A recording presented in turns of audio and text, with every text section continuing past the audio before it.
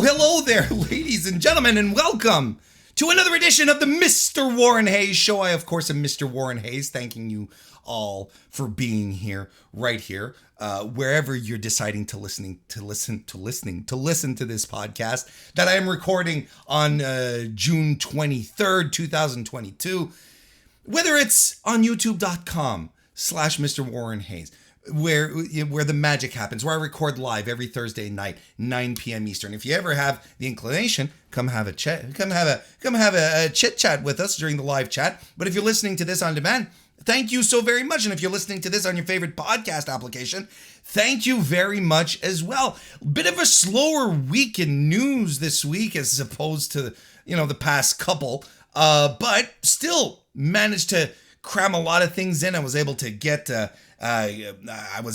talk about a lot of stuff on the podcast tonight, essentially going through, of course, Forbidden Door. I'm doing a preview of Forbidden Door in relation to everything that happened in New Japan over the past week. And of course, the most recent edition of Dynamite, the Go Home show for Forbidden Door. So a lot of talk about that, a lot of a good preview of it. I would agree. I would say probably the most balanced preview of Forbidden Door that you're going to hear out there.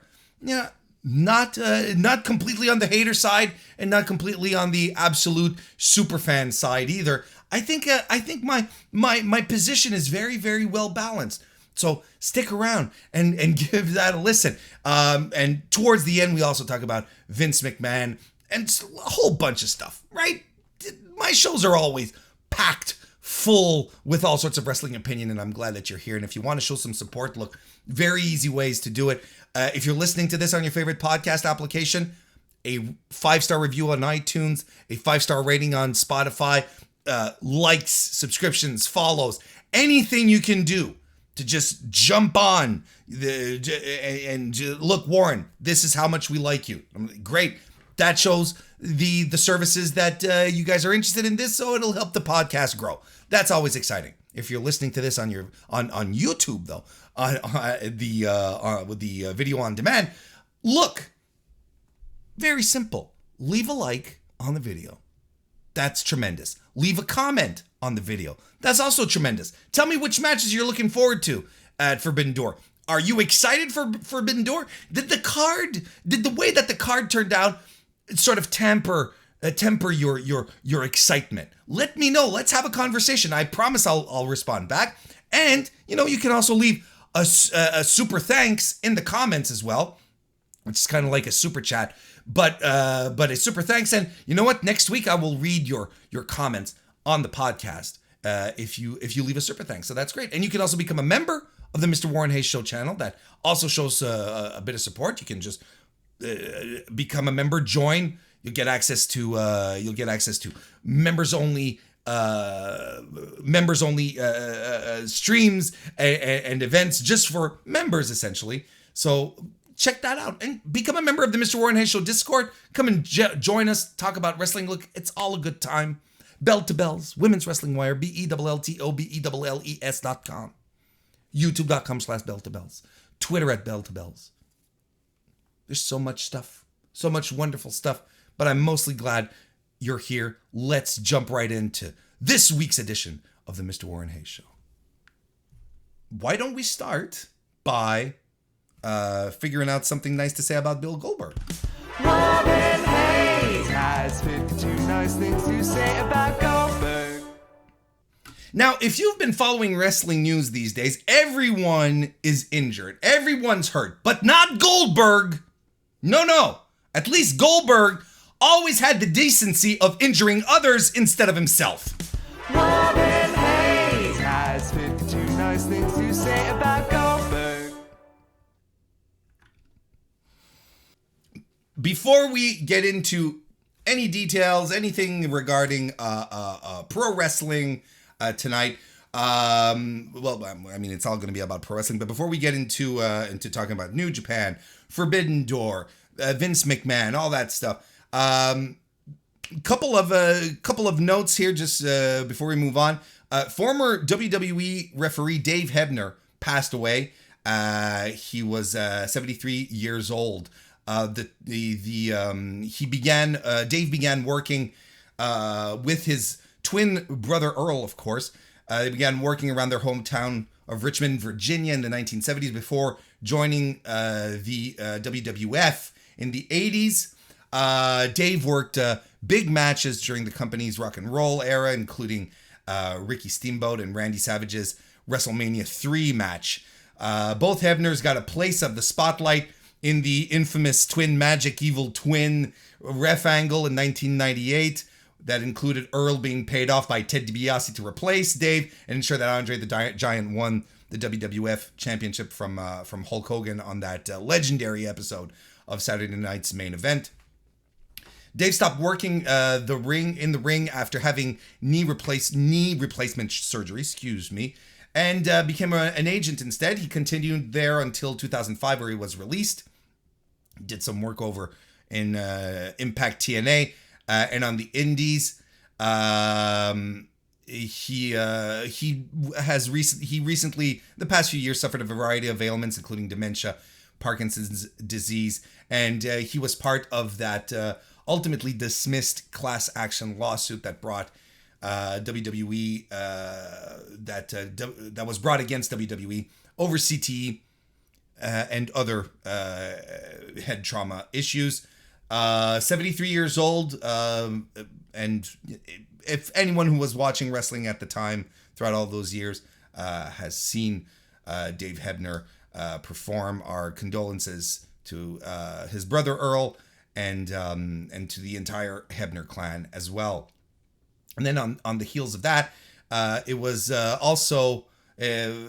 also found out that former WWE referee Tim White also passed away at the age of 68 years old.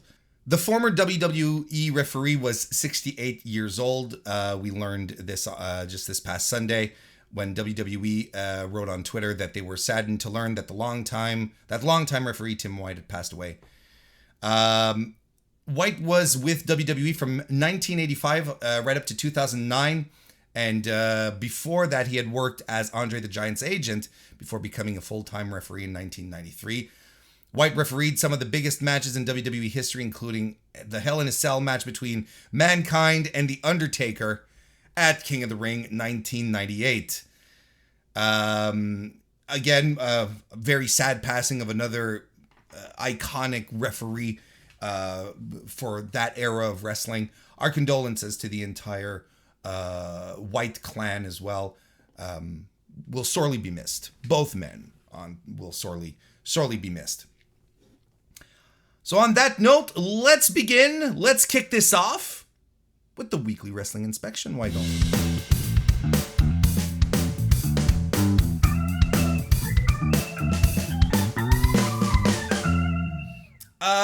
New Japan Pro Wrestling to begin with. So we're going to be moving into the Forbidden Door preview. I think this is the big thing that I'm going to talk about. But there is a path to get to the Forbidden Door here. And it starts with New Japan, which earlier last week, had their or even this week. No, it was just a few days ago, come to think of it. I feel like time flies so fast. But no, it was just a couple of days ago that it came to an end. They had their New Japan Road matches, the New Japan Road Tour. And there were multiple matches. Look, there wasn't a lot necessarily to speak on, to get overly excited about. There were a lot of tag team matches. It's one of these typical usual Road 2 shows that you get in New Japan. I guess one of the markers here is that TJP and Francesco Akira, representing the United Empire, defeated Taguchi and Master Wato to become the new IWGP Junior Heavyweight Tag Team Champions. Congratulations to them. But the tour came to a close on June 21st, and I'm not going to break down the entire thing because I do want to get to the Forbidden Door stuff, so I'm not going to break down everything. But there are two matches here that we should discuss because they were very good. and had well, at least one of them has implications for the Forbidden Door show.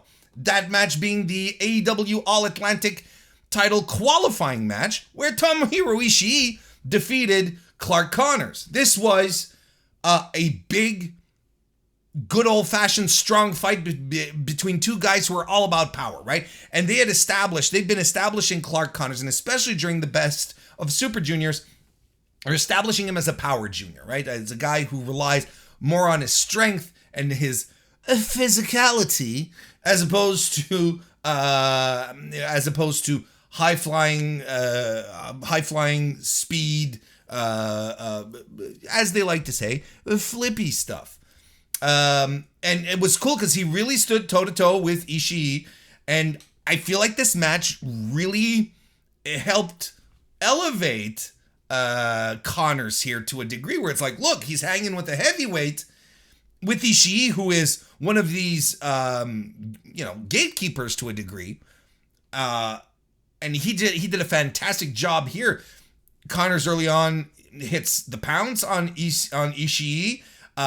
There's a big chop battle early on as well. Clark Connors lariats Ishii down, hits the extinction elbow, and a spear off the second turnbuckle as well. More strikes, forearms, headbutts. There's a powerbomb by Ishii.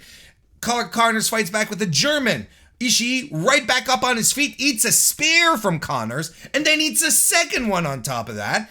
Connors slaps the taste out of Ishii's mouth, and literally you saw the taste fly out of Ishii's mouth. Get a lariat and a brainbuster though by Ishii, puts him away. Great showing by Clark Connors. Now, Ishii, this came to no surprise to anyone. Ishii defeated Kanemaru in his preliminary match, and Clark Connors defeated Hanma. And so both men going forward, or was it the other way around? No, I'm pretty sure. I just slipped my mind for a second. There was really no shock here, right? It really wasn't about the destination in this case. It was the journey. I don't think anyone was expecting Tom Ishii to not qualify for the big match over at the United Center. But we learned today, and this is maybe 90 minutes before I started the show, New Japan, AEW both announced that Tomohiro Ishii is injured. And I'm laughing not because Ishii is injured. If Ishii is injured and unable to compete, that fucking sucks. And whatever ailment ails him, I hope he recovers. I hope he recovers quickly and he's back on his feet. I hope he gets well soon, because that stinks. I'm giggling because this has been the story in pro wrestling now for the better part of 3 weeks now. Just people, injury after injury.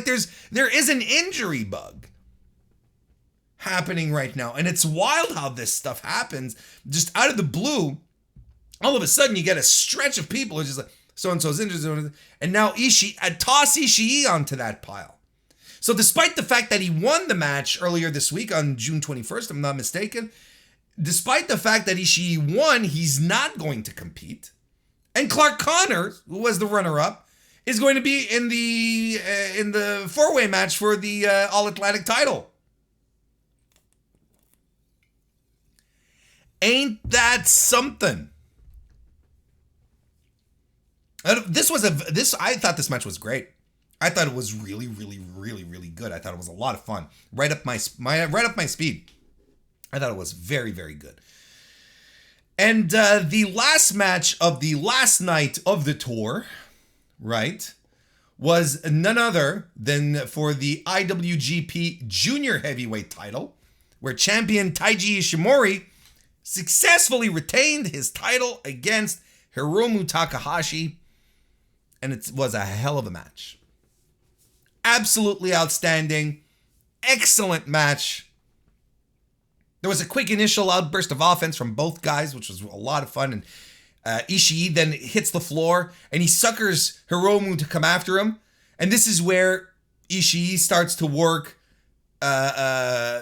Hiromu's arm, and really well on top of that, convincingly well. Not just like stomping on it. He does do, stomps and, wrapping it around the post and all that jazz.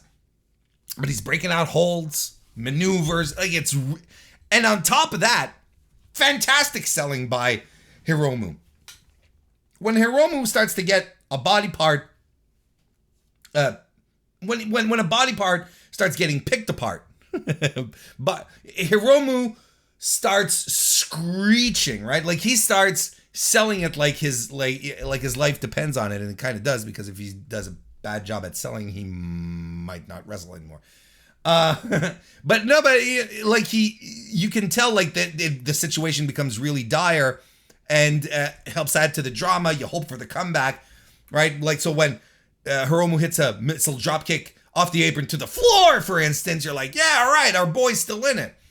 Then he goes back into the ring, he hits a Falcon Arrow. Ishimori hits the sliding German sunset bomb attempt off the apron by Hiromu that he always tries to do and, doesn't work most of the time. It's thwarted again. Ishimori hangs on to the ropes, but then he somersaults off the apron, spins Hiromu right onto his shoulder, and then lawn darts Hiromu right into the post. That was just some great stuff. There's a golden triangle then after by Ishimori. Jesus, get it out of your mouth, brother. By Ishimori, and then a destroyer. He runs at Hiromu, but Hiromu monkey flips him into the turnbuckles in a great spot.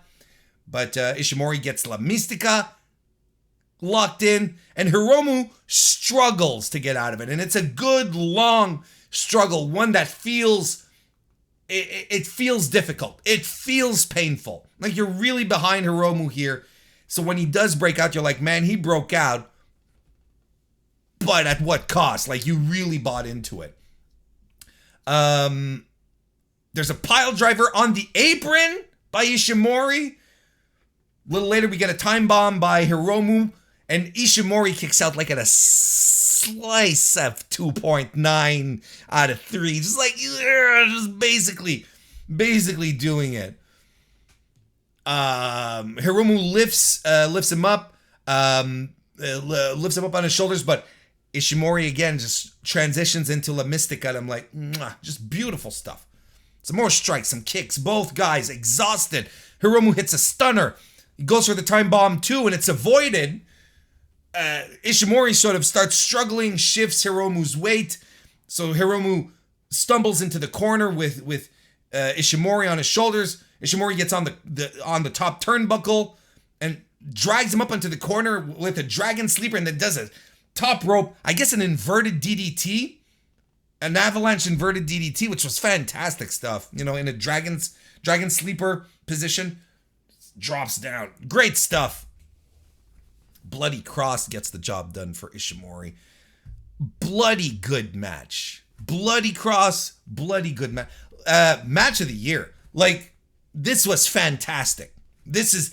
Was absolutely remarkable as far as and look, we've been spoiled over the weekend, I found, with some really fantastic top tier match of the year candidates. On the 19, you had Konosuke Takashita, who took on Lee Moriarty at the Wrestle Prestige show, which was outstanding. A match of the year, without a question. We got Jon Moxley versus Tony Deppen at the GCW show, which was outstanding as well. You had at AAA, there was a five-way match: Bandito, Rey Fenix, Taurus, Laredo Kid, and Vikingo, which was amazing. Then you had Will Ospreay and Nick Wayne, which was a barn burner. And then you get this one here. Just a great weekend for some amazing wrestling. This was a nice mainstream offering here. Just an excellent match. An excellent match. I loved it. So it's a match of the year candidate on top of that. Justin Firestein, nice to see you, by the way. Welcome to the chat. Now, after the match is done, we are not done, because suddenly a familiar musical tune starts to bellow across the venue, and it heralds none other the return of one Kushida. Back in New Japan Pro Wrestling, he comes into the ring, grabs the microphone, and outright challenges our boy Taiji Ishimori, telling him, brother. That's not what he said. He didn't say brother. He hasn't been Americanized to that point yet. But he does challenge him for the title, and Ishimori's like, oh yeah? Head to the back of the line, sport. There's no cutsies. I don't care who you are. I don't care who you are. You're not coming in that easy. So, I thought this was a nice surprise, but not an unexpected surprise, right? It's not something that anyone who's been paying attention anyway was like, oh my God. If you hang around and you listen, you read the news sites, and I think I even talked about it.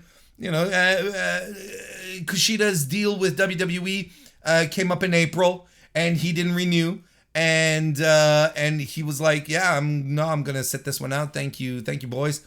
And he flew back to New Japan, where they're welcoming him back with open arms. Apparently, clearly, he did say. He did say that he still lives in Orlando, but I think what he said is that he's moving to Los Angeles, and he's clearly to be able to fly easier over to Japan, because let's not forget he came to WWE 2020. Hang on. Let's get this right. Get your shit together, Warren. Let's make sure. He started in WWE in 2019. Excuse me. So a year before. So he uprooted his family. He brought his wife and his children or child. Look. Whatever his private life is his business. But he brought his whole family over, right? So do you really uproot and head back to Japan only 4 years later? I don't know. It'd be a tough pill to swallow for me. But he's going to move to Los Angeles. My guess would be that he's going to probably help out in the dojo, but probably also wrestle, maybe a little more on the US side as well. Which could be really, really interesting and a lot of fun. And the fact that he's in Los Angeles, where I guess he's as close as he can be to Japan to get some flights, as opposed to leaving from all the way the fuck on the East Coast and then travel all the way to Japan. That's a bit of a bummer. So good for him. He's back, the 6-time IWGP Junior Heavyweight Champ. 2-time Best of Super Junior champion. I'm excited to see. And there's a lot of speculation going around. Is he going to transition into the heavyweight division? And there's a lot of talk about juniors transitioning into the heavyweight division, I find. There's that persistent rumor that Hiromu's going to do it. And I've talked about it at length here. I think that's almost a certainty. I think it's inevitable at this point. El Fantasmo being tossed into the G1 is definitely a sign that he's going to move up. Apparently, management is really, really high on him. They really like him, and you know how much they like taking their junior gaijins and then turning them into big deals, right? Kenny Omega, Jay White. El Fantasmo has the chops. He really, really has. He has the personality, the charisma down to be a top star, and we've seen it recently. He can work as hard as hell. So there's definitely definitely talk on that level as well, that maybe, just maybe, El Fantasmo might be moving up. So, how many? Kushida, Hiromu, ELP, that's a lot of people. It's a lot. You don't want to leave your junior division all that sparse either. But look, ELP as a heavyweight makes sense. Hiromu as a heavyweight makes sense. I talked about it as well, if only because of how he has to change his move set and after his injury, so on and so forth. We don't have the same Hiromu. We don't have the Hiromu that we had, in the mid 2000s anymore. It's just not him anymore. Which is understandable. That's not a knock. It's just understandable that he has to transition his offense, right? Kushida comes back. There was a lot of talk about, a lot of speculation that his grievances in regards to what, one of the reasons why he left New Japan in the first place is because he felt he hit a ceiling and that there was no more upward mobility for him to a degree. Has Gedo changed his tune since then? Is Gedo more ready to be inclined to say, yeah, Kushida, let's make you a heavyweight now? I don't know. I even heard a rumor that he might be considered for Bullet Club. It's a little weird. Despite the fact that Bullet Club right now I feel is the most interesting it's been in years, I still think it's a little weird. Let's, since we're still on the subject of New Japan, earlier this week, we got the blocks. The blocks were announced for New Japan Pro Wrestling's G1 Climax tournament, which will be beginning in July, ending with semifinal matches on the 17th and the final match on August 18th. It's starting like in 2 weeks, right? Like in mid-July. In case you haven't heard, I talked about it last week, but in case you haven't heard, we're getting 4 blocks instead of the 2 that we've been used to over the past few years. This is the first time that the tournament is going to have a 4-block setup since 2002, if I'm not mistaken. So they had announced the field. We're all ready to go. They had announced the field, but without the blocks. Now we know what the blocks are. And this is what it's going to be like. A block. We've got Kazuchika Okada, Toru Yano, Tom Lawler, Jeff Cobb, Jonah, Bad Luck Fale, and Lance Archer. This is the Haas block. You kidding me? Fale, Cobb, Jonah, Archer. As a lot of people like to say, big meaty men slapping meat. This is it. This is the one. This is the one. You kidding me? Archer, Jonah, Cobb, Fale. You got Yano for the night off. For the little break for everyone here. You got Lawler who's he's gonna kick ass everywhere. And you got the Rainmaker, who's just gonna make mincemeat out of all of these dudes. Because we're still Okada's still the top guy. Don't forget, Jay White and all. But holy shit. So that's what this is. Now, I also think this is the block that has the most potential to have the snooze fests. Because we're going to be honest with each other here. I think we can be honest with each other. We've known each other for quite some time now at this point. I've been doing this for, we're heading into year 5, I believe. 4 years. So, we've had a long extended relationship, you and I. We no longer have the Bad Luck Fale of old. This is not Bad Luck Fale from 2013, 2012, 2013, 2014. it just doesn't work anymore. He's a big guy, he's a big dude, and he's big influence backstage, and he helps the guy, he trains guys and so on and so. Absolutely, I'm not going to take anything away from him, but as far as his in-ring goes, and I like Jonah a lot, and it's all on him in this G1 to a degree to change my impressions of him, where he can have a little trouble captivating me, keeping my attention, right? As good as he can be, he can also be a little bit of a snoozer sometimes. Archer goes, Lawler, Cobb is great. And then you have Yano in there who's going to be thrown in to try and, potentially A Block. I find has the most potential for snooze fests. And I think it's the least interesting one. Because as it stands, I look at the field here and it's like, Okada's winning this block. Unless they really want to pull a swerve on us. But who do you swerve with? Honestly, who do you swerve with to win this block if it's not Kazuchika Okada? Jeff Cobb? Archer? Maybe? But Archer is, he's an AEW guy these days more than a New Japan guy. I don't know. It's a weird one.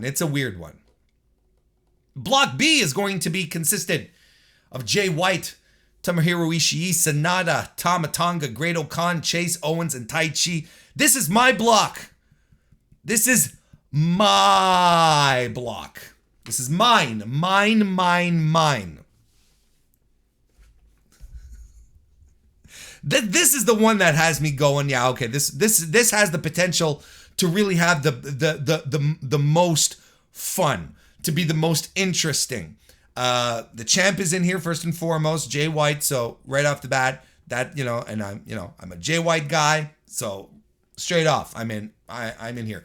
You got Ishii, who is, who's been consistently, right, the MVP, but always the bridesmaid, never the bride. But Ishii is one of those guys who just makes everyone shine every time. And he's probably going to be towards the end of his G1s, right? Last year, Ishii had a good G1, but he didn't have an MVP performance like he's had in years previous, like in 2019, 2018, 2019. Ishii carried so many matches in that G1, just made everyone look like $1 million. I think he still has it, but he's getting up there. This could be one of his last G1s, I would assume. And he's in there. Sanada in there as well. That's a solid choice. Again, it depends. Also, Sanada is very hit and miss. Tama Tonga, I think he's turning him babyface was such a good idea. Such a career resurgence. The Japanese crowds have really latched onto him, and his explosiveness has been that he's always had, but it's been such an essential tool for him right in this environment as a babyface. It's been so essential now because he's really able to tap into that, make himself look great. Great-O-Khan is fantastic. Chase Owens had a really good G1 last year. And you can tell the office is ready to get behind Chase Owens. You can tell. I don't think he's going to be the pin eater in this block. To a degree, I might see Tama Tonga. I might see Ishii being the pin eaters here, as opposed to Chase Owens. I'm not saying he's going to run away and win the block, but I think he's probably going to have a much better G1 performance than last year. They strapped the belts to him and Fale not that long ago, just a few weeks ago. Great-O-Khan and Jeff Cobb won them back, sure. I think that this is a question of legitimizing Chase Owens in the eyes of viewers. we're getting there. I wouldn't be surprised at all, because he had a really good G1. You wouldn't know it by his score, by his final point. I think he only won one match, but I wouldn't be surprised here if he had a good one. And I think Tai Chi's gonna have a good G1 as well. Super over, and he's been look. A couple of years ago, I was sitting in maybe not exactly this chair, but in this position, and I was telling y'all, I don't understand why anyone would get behind Tai Chi. You know, he at that time pushing 40, eternal mid-carder. He's, you know, his shit is off and on. Why would you get behind him? There's no reason, really. And then he's had a legitimate career resurgence. He's one of the most solid performers they have. Consistent. Do I see him winning the block? Not necessarily. I think in this block, you know, it will either be Jay White, who's going to win, and the other possible one is Great O'Khan, because if there's one guy that the office is ready to strap, it's Great O'Khan. Absolutely ready for that to happen. I'm expecting Great O'Khan to be in a top level match at Wrestle Kingdom this year. Don't underestimate this. And I know there's still a lot of Great O'Khan, what the fuck. Honestly, don't underestimate this. Block C is going to be Hiroshi Tanahashi, Hiroki Goto, Tetsuya Naito, Zack Sabre Jr., Aaron Henare, Kenta making his return, and Evil. Kenta's coming back before that. He's going to be wrestling in a few days in Japan. This is another very interesting block. And, you know, I can't say that there's a clear-cut winner here. Tanahashi is definitely one of those guys whose G1 success is maybe behind him at this point. I think this is one of these guys that is going to be slowly cycled out. Same thing with Hiroki Goto. Remember, you know, a few years ago, the G in G1 stands for Goto. You remember that hasn't been a thing for years at this point. And I'm not saying that these are, you know, oh, it's going to be his final G1. They're pulling the plug on Tanahashi. They're going to put him with the dads officially or whatever, you know. And Goto, he's done. Hit the bricks, pal. That's not what I'm saying. What I am saying is, I think we may be at a point where we're going to start cycling out guys like Tanahashi, like Goto in this tournament. You know, Naito's getting up there too. Recent surgery, his knee, so on and so forth. Like, you know, he's getting up there too. Zack Sabre Jr. had a fantastic G1 last year. Won his block. Just fantastic stuff. We don't know what kind of mood they're going to be in regards to Kenta or Evil either. If anything, I think safe money, and I'm not saying necessarily smart money, but safe money is betting on Evil. Because they really like Evil. And if you're doing Okada, Jay White, winning blocks, you want another big heel in there, and that's Evil. Don't forget, they really like the House of Torture.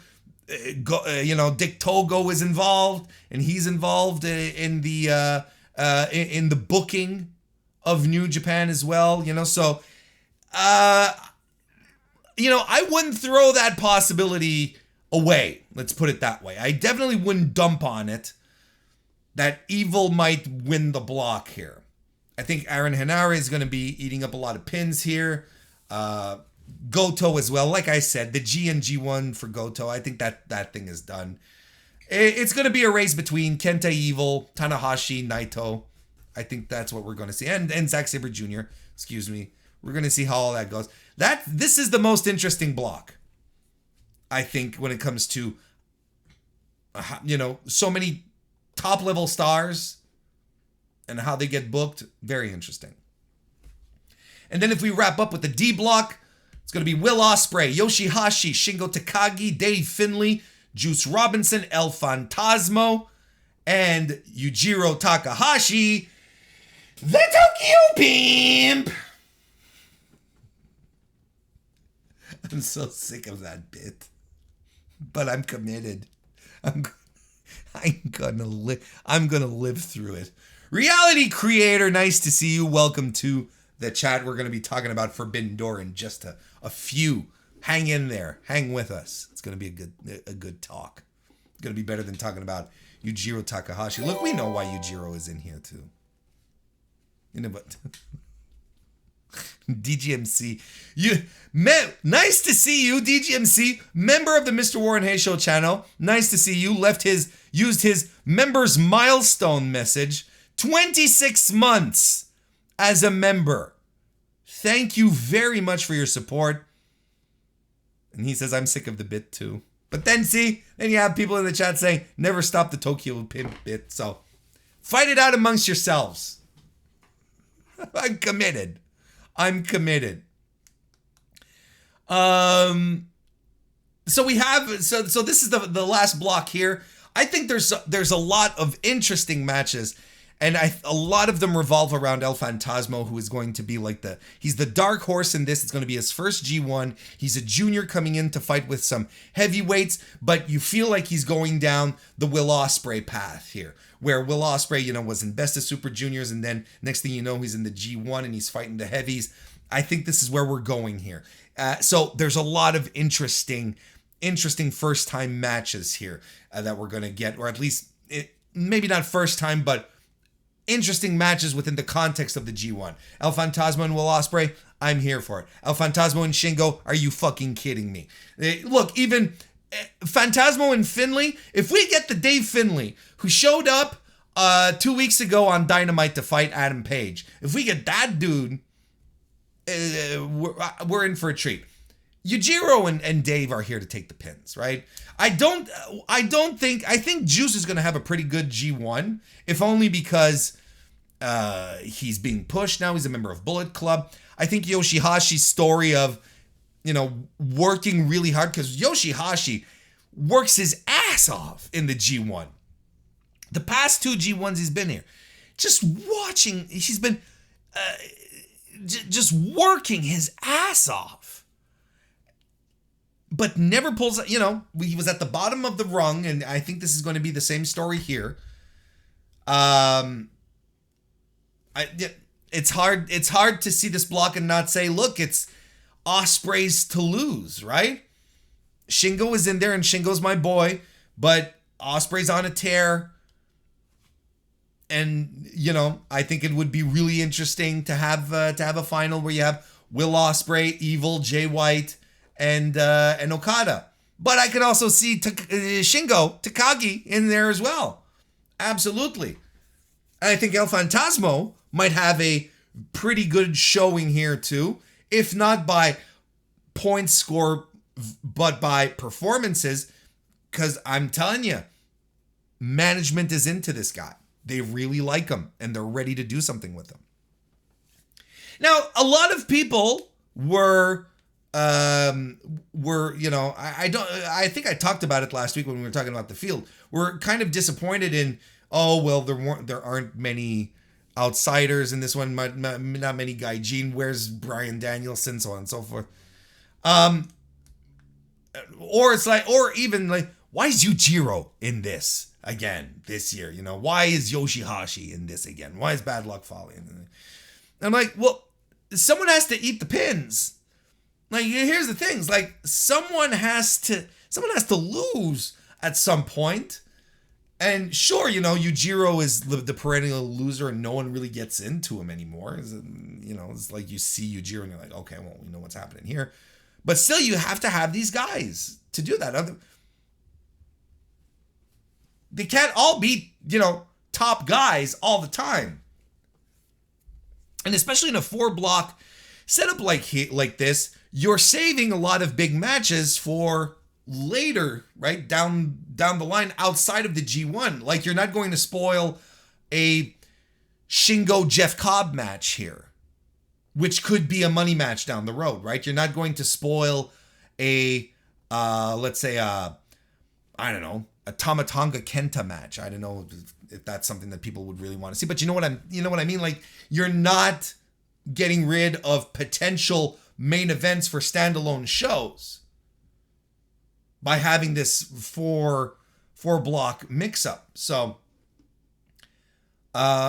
I'm excited to see how this goes. Tournament begins on July 16. I was checking while I wasn't quite sure if it was the 14-15 or something. It was July 16, all the way over to August 17, where we're going to have semifinals, Block A, for all the blocks. And then the final match will be taking place on August 18. And of course, the winner gets a shot at the IWGP World Heavyweight Championship at Wrestle Kingdom 17. So that's where we're at right now in regards to New Japan Pro Wrestling. I want to say thank you to everyone who's live right now, joining me right here. We're going to keep going. We're going to keep moving on. We're heading down the path to Forbidden Door. And we have to stop at AEW Dynamite. Before we get there, we're going to do our little review of last night's Dynamite, which I thought was all right. It was the go-home show, and it felt very go-homey. And again, it's a show where Dynamite is always this. It's a show where we get spoiled when it comes to wrestling, right? We get spoiled when it comes to wrestling, but for the rest, it's just a little strange. It is just a little strange. So so Dynamite opens up with Bryan Danielson coming to the ring, the American Dragon, telling us this week is a great week to be a professional wrestling fan. And he says Zack Sabre Jr. was ready to prove that he was the best technical wrestler when he challenged Bryan, and we were looking forward to that, and we're looking forward to blood and guts as well. So we're all excited as professional wrestling fans, but unfortunately, Bryan Danielson is not cleared to compete. That was the news that was delivered. Got it out of the way straight off the bat. Now he continues, Danielson saying, that he's. Eddie Kingston says that he's a judgmental prick. And Danielson says, yes, it's true, because I have very, very high standards. So the person that I handpicked to replace me in the match against Zack Sabre Jr. is on the same level of high, is on the same level of high standards. He said he's found someone that is going to be astounding and is going to be the best technical wrestling match we've ever seen. Zack Sabre Jr. is there. He comes out and they jaw jack a little with each other from across the ring. So of course, the question that we have here, the big question that is on everyone's lips, and everyone is wondering, who is the mystery man? Chat, let me know. Who do you think is going to be this mystery person? Right? Like Conrad from Everything Pro Wrestling, who just joined us. How you doing, Conrad? Welcome. Why don't you let me know? Who is this mystery person? There's a lot of speculation going around. Now, here's the one thing, Buddy Peacock, my God. There's a thing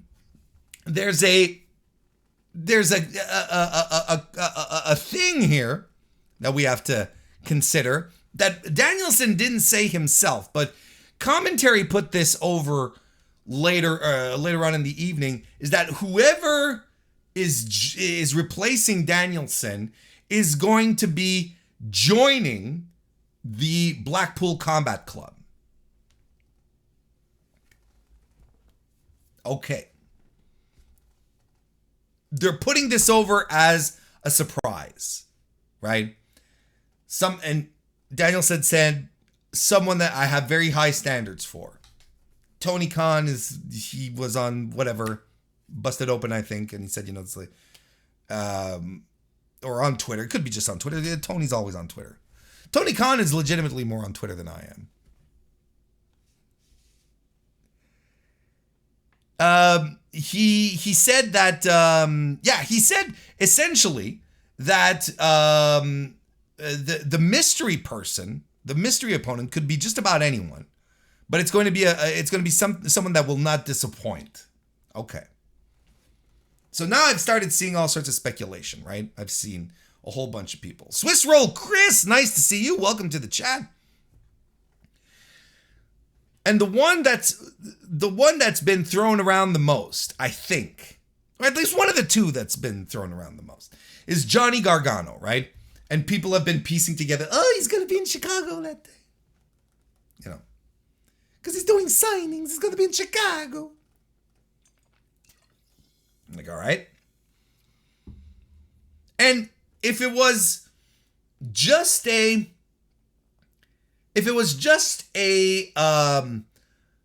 straight up match with, you know, Danielson calling in a favor, whatever, I'd be like, okay, I could buy that.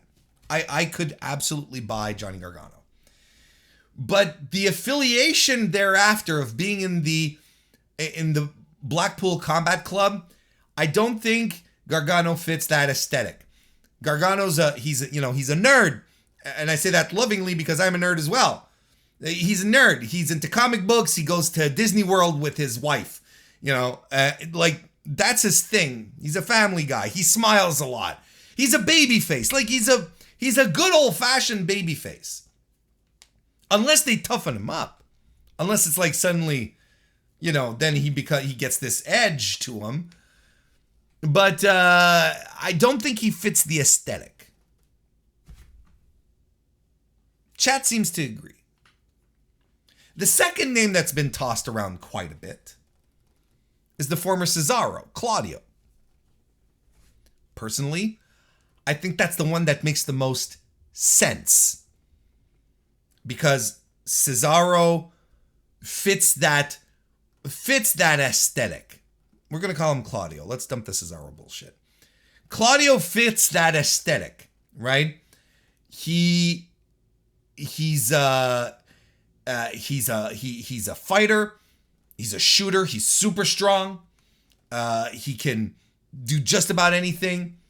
He's got that submission, that mat game down as well. Like he feels BCC more than Johnny Gargano, absolutely more. Plus, on top of that, he is completely enamored with the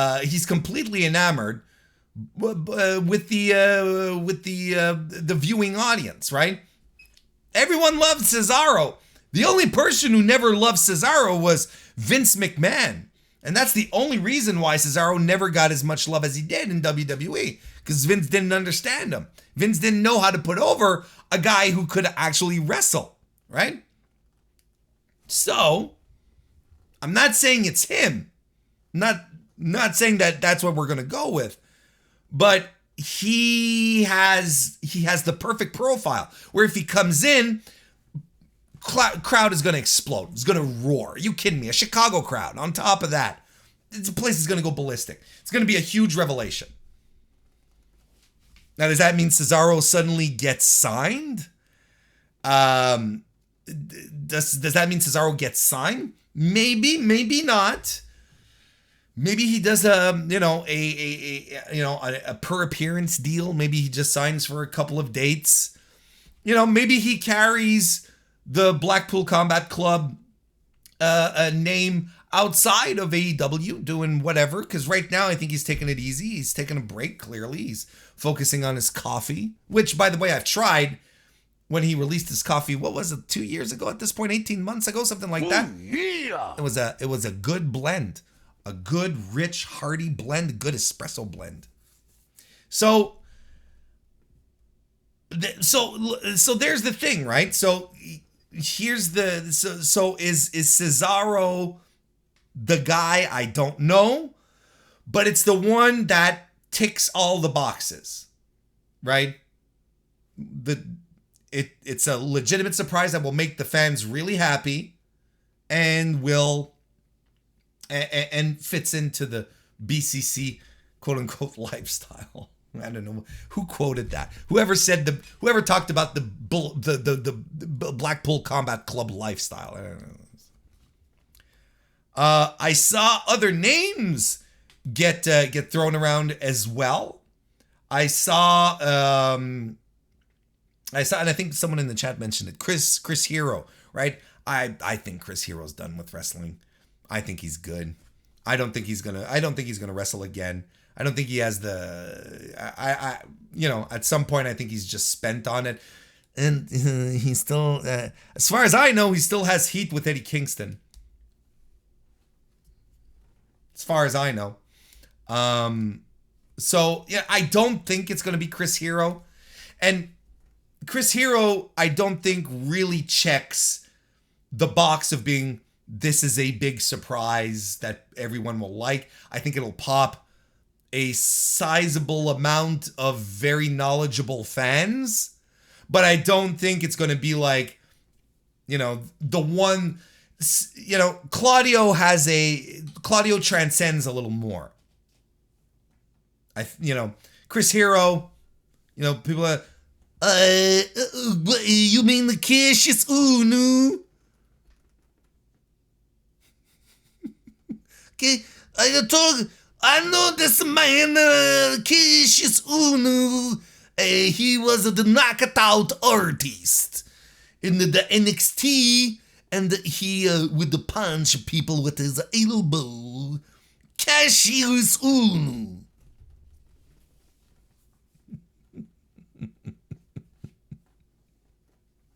I mean, if we ever talked, I don't remember if you and I ever had the talk of NXT changing people's names, right? And then someone setting in to change Chris Hero's name to Cassius Ono. You see, it is because K and O, he is a knockout artist, and the initials of his name are K and O. And I'm like, but Cassius and his, oh no, like, who gets that name over? When we talk about, all the current NXT, weird ass names, Paxton Huxley, whatever her name is. But Cassius Ono started the trend of really bad NXT rebrandings. Oh no. And then I saw like Tom Lawler, which to a degree also makes sense because on top of that he's got because it's Tatum Paxley. That's right. What did I call it? Tatum Paxley. Manny Santos, nice to see you. Glad someone's paying attention. Because it's NXT 2.0, which I don't know if you heard, right? But, I maybe you guys didn't realize this, but y'all pay premium for my tip-top NXT coverage. I didn't know if you guys knew this. Because I was accused this week of charging big bucks and not following the product. I'm like, brother, I don't listen to NXT 2.0 anymore. When people point me to a match that you have to see, Warren, this was really good, Warren, this was really bad, you should check this out, I'll watch. But I don't. But this was the, hey, can you imagine, you give money to this person's and they don't even watch the product. I'm like, I don't watch. First of all, no one pays me to do this. I get, okay, very appreciated occasional donations and super chats, don't get me wrong, but, I'm not forcing, I'm not like, hey, dude, for all my exclusive NXT 2.0 notes, $14 a month, subscribe today, the Wrestling Warrensburger newsletter. I don't do that, the fuck?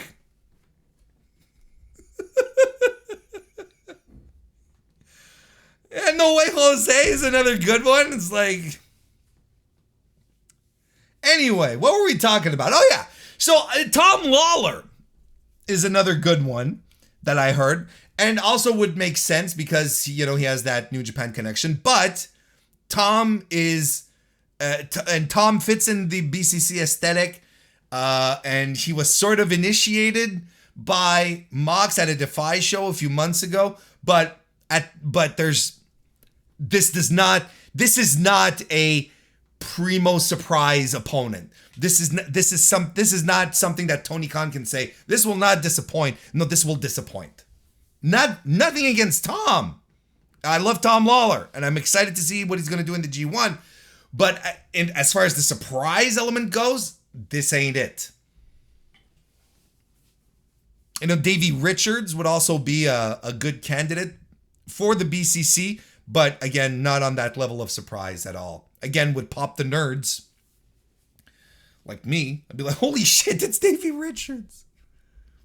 But no, I don't think that makes sense. Those are those that I saw flying around.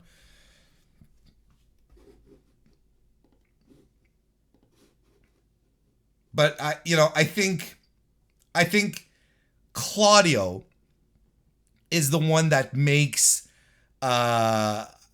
Claudio is the one that checks the boxes. It's the big surprise, and it's a hell of a match that you're going to get. It's a big stage. I think everything works. It's Nia Jax. Fuck you.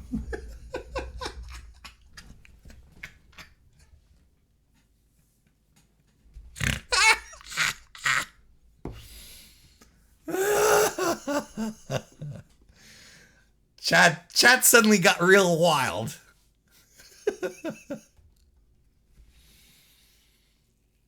After all of the so we're talking about AEW Dynamite, as I enjoy more soda. We get a Jon Moxley pre-tape where he puts over the Blood and Guts match and his Tanahashi match. Then we move to our first match of the evening, 6-man tag team match, where Roppongi Vice, aka Rocky Romero and Trent, alongside Orange Cassidy, defeated the United Empire crew, Kyle Fletcher and Mark Davis of the Aussie Open team, and Will Ospreay in a fantastic match. And I will not hear anything about it. Just some fast, great action. Lots of focus, I don't know if you noticed, on Orange Cassidy's athleticism. Here's the thing, and we're gonna set some ground rules, and we're gonna move from there. Okay, is in AEW, is Orange Cassidy a comedy wrestler? Is he a comedy wrestler when he gets in there, does some goofy nonsense, and he does the pockets thing, but then he wrestles. When he does the shin kicks, no one sells the shin kicks. Everyone's like, what the fuck are you doing? And outside of that, he just goes. Now, I believe sincerely that anyone who goes poo-poo Orange Cassidy comedy wrestler does not watch AEW, does not watch the product, does not even watch Orange Cassidy matches. Saw some GIFs from a couple of years ago when he was one of these irony wrestlers out there, when he was really doing the off-the-wall shit. And now they have this imprinted in their brains that he's a comedy wrestler, when in fact, he goes every time. And you gotta cut this shit out. So, what was the main criticism that came out when we saw Orange Cassidy versus Will Ospreay? Everyone was like, well, what the fuck? What is this? The comedy wrestler against Will Ospreay, what the hell? So what was this match designed to do? Ladies and gentlemen, boys, girls, pals, non-binary pals. Who? What was this match for? If you think of the structure, if you go back and you think about what happened in this tag team, in this 6-man, in this trios match, what happened? Orange Cassidy wrestled. He went hard on everything that he did. He did his fun spots. He did the wind up lariat going into the corner and all of that. Like, he did it. but he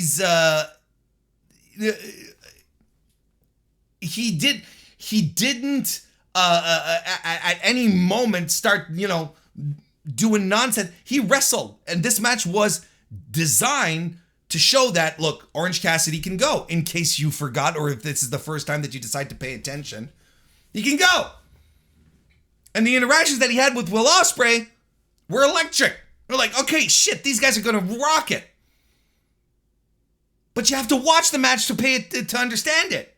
You have to actually pay attention. That pop-up stun dog millionaire.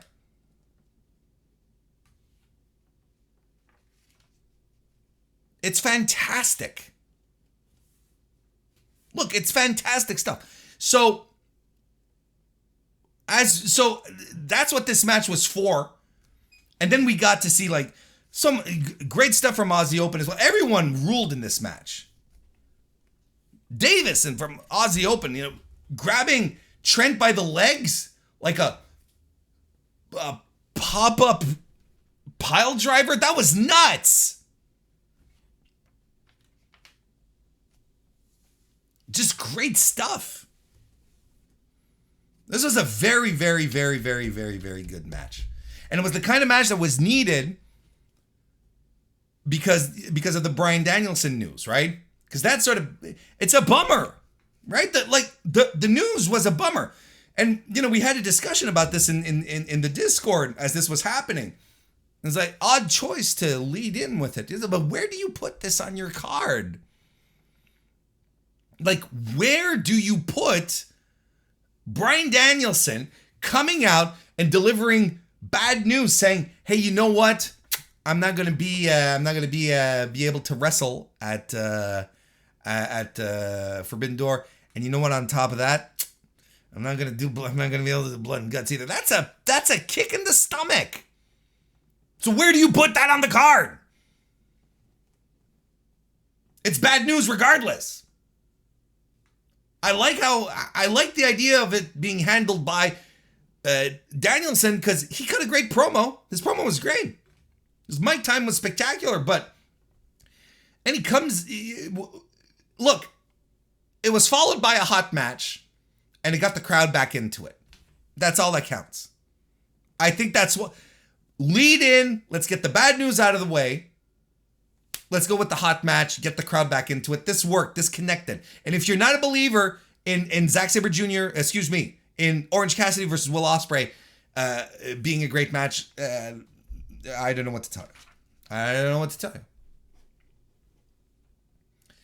We get a pre-tape with Jay Lethal, Sanjay Dutt, and Satman Singh, and I couldn't care less about this anymore. Apparently Samoa Joe's hurt. Oh, strip him off the top. Like, I haven't cared about this for weeks. Christian Cage hits the ring to cut the heel promo to end all heel promos. He's pissed off. He's pissed off at Jungle Boy. Why? Why'd you do it? Well, because Jungle Boy eliminated him from a battle royal last year. He's pissed off about it. He was about to get a massive boost and a fast track to a title shot, but no! Jungle Boy kept him from doing that, right? And then Christian Cage buries wrestling Twitter on top of that, which I appreciated. And he says, I joined Jungle Boy because money. He said, look, for the next few months, I'm going to hitch my ride to this guy. I'll give him a pep talk or two before each match. But then eventually it's going to be about me. And this is where we're at. And I love this. He says, y'all thought I came back to help the next generation? That's bullshit. I came back to make a boat ton of money. Old-time listeners of the Mr. Warren Hayes show will know how much I appreciate this. Wrestlers being motivated by money. Why do you become a pro fighter, folks? Why do you think that anyone fights for a living? It's because of the money. Because they want to make big money. They want to fight on big cards, fight big opponents, because that means bigger cash, bigger payouts, bigger paydays. That's why. So Christian Cage here, entirely motivated by money. We don't like him because he just wants a payday, and a bigger payday that he's been getting so far. I fucking love it. This is proper, fantastic heel bullshit that I can get into. There's no thing about, you fans never believed in me, and now I am going to prove you all wrong. Or it's in the back, they all spoke bad about me. Or it's you never tagged me in. I was always about you and never about me. No, it's like, now listen. I want to make more money. And there was no more money to make with you, Jungle Boy. The one time, Jungle Boy, that I don't give you a pre-match pep talk, you lose and you drop the titles. Well, this well is dried up. I sucked everything I could suck out of you. That kind of sounded weird. I took everything I could from hitching my ride to you. You're a bozo. And then there's you want to earn my paycheck, he says. You want to earn my paycheck? Try having a match that people talk about for more than a week. Try getting a pay-per-view named after one of your matches. I loved it. I'm like, this is such good shit. And he says, now I have to get my hands dirty. And it pisses me off. Because now he's got to work for the money.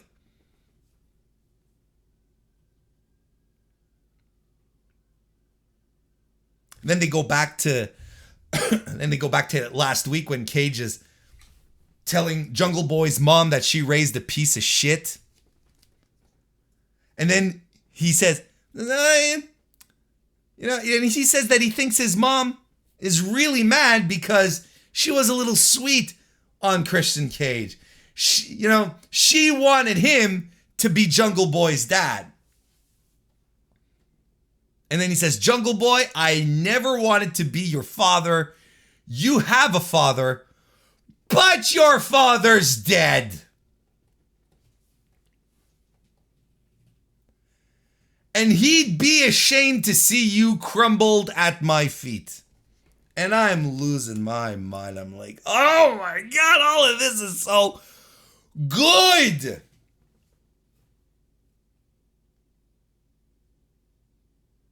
And I'm watching this with Kristen, right? And Kristen and I, we don't always agree on how pro wrestling is constructed and how it should go, right?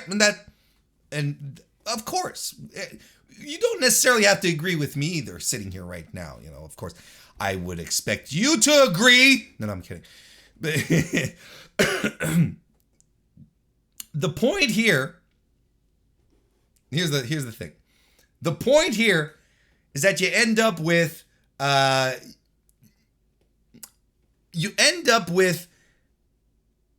some good old-fashioned heel heat, right? So when the Jungle Boy Express music, right, because it's Luchasaurus again, when Jungle Boy's music hit, the pop was tremendous.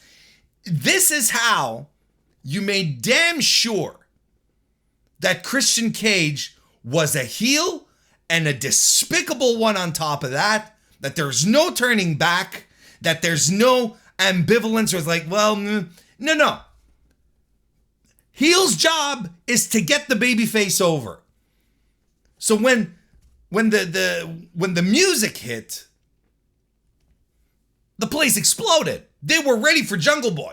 And I'm like, mission accomplished. There you go. That's what a heel does. Sets the table so when finally the good guy comes out, people are jumping out of their seats because they're like, yeah, come and kick his ass. He's talking shit about your mom, and he's talking about your dead dad on top of that. Come and kick his ass. This is good.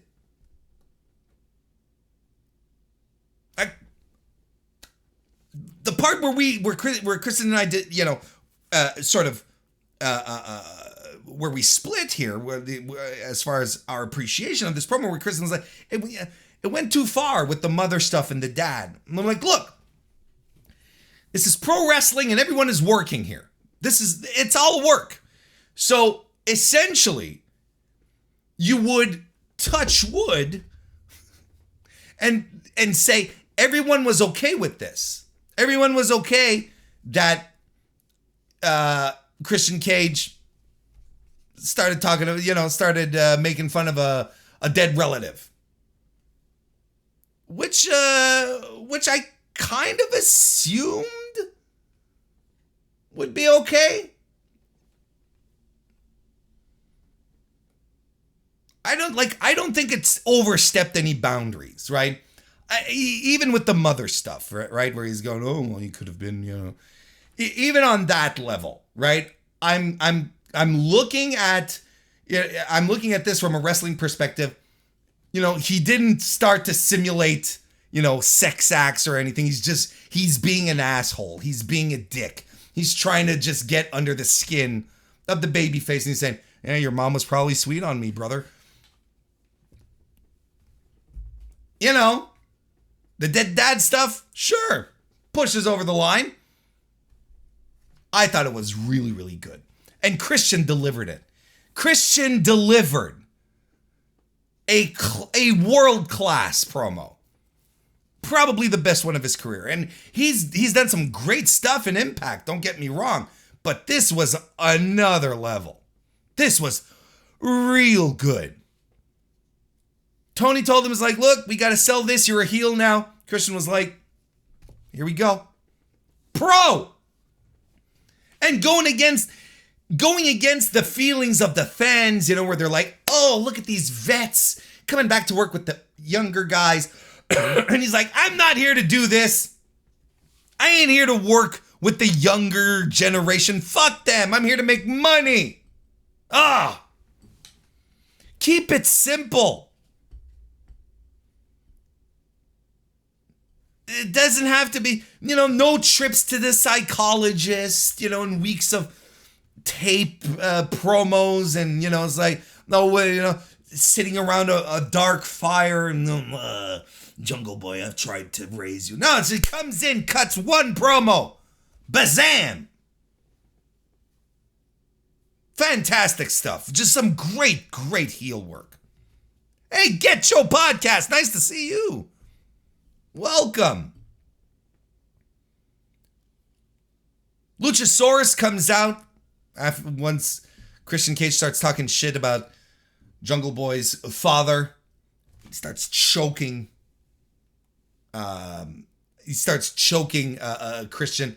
But Christian, of course, does the most natural thing in the world. And instead of trying to fight out of it, he puts the microphone. He's getting choked and he's holding Luchasaurus's one arm, and with the other arm, he's talking into the microphone. and basically he says, we need to talk. You're like a son to me, we can't do this. We need to talk, but in private. Remember what happened to Marco. And I'm like, oh my Lord. Just hit all the spots. Workers are gonna work. I loved it. This was perfect. Perfect heel turn promo. We get a pre-tape of the Young Bucks and Kyle O'Reilly backstage, getting hyped for their match at Forbidden Door. Then we get the final AEW All Atlantic title qualifying match where Malachi Black defeated Penta Oscuro. I thought this was a solid match, very good. Not much more to say about it. There was, some good stuff, all very solid. Nothing out of the ordinary, but just very good. We got a moonsault to the floor by Malachi Black.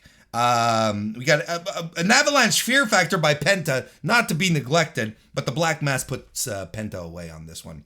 No surprise, because since Pac won his match, Well, you're not going to have stablemates fight each other, are you?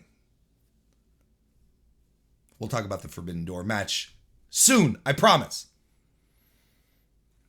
We get Wardlow in a pre-tape, which is good, I think.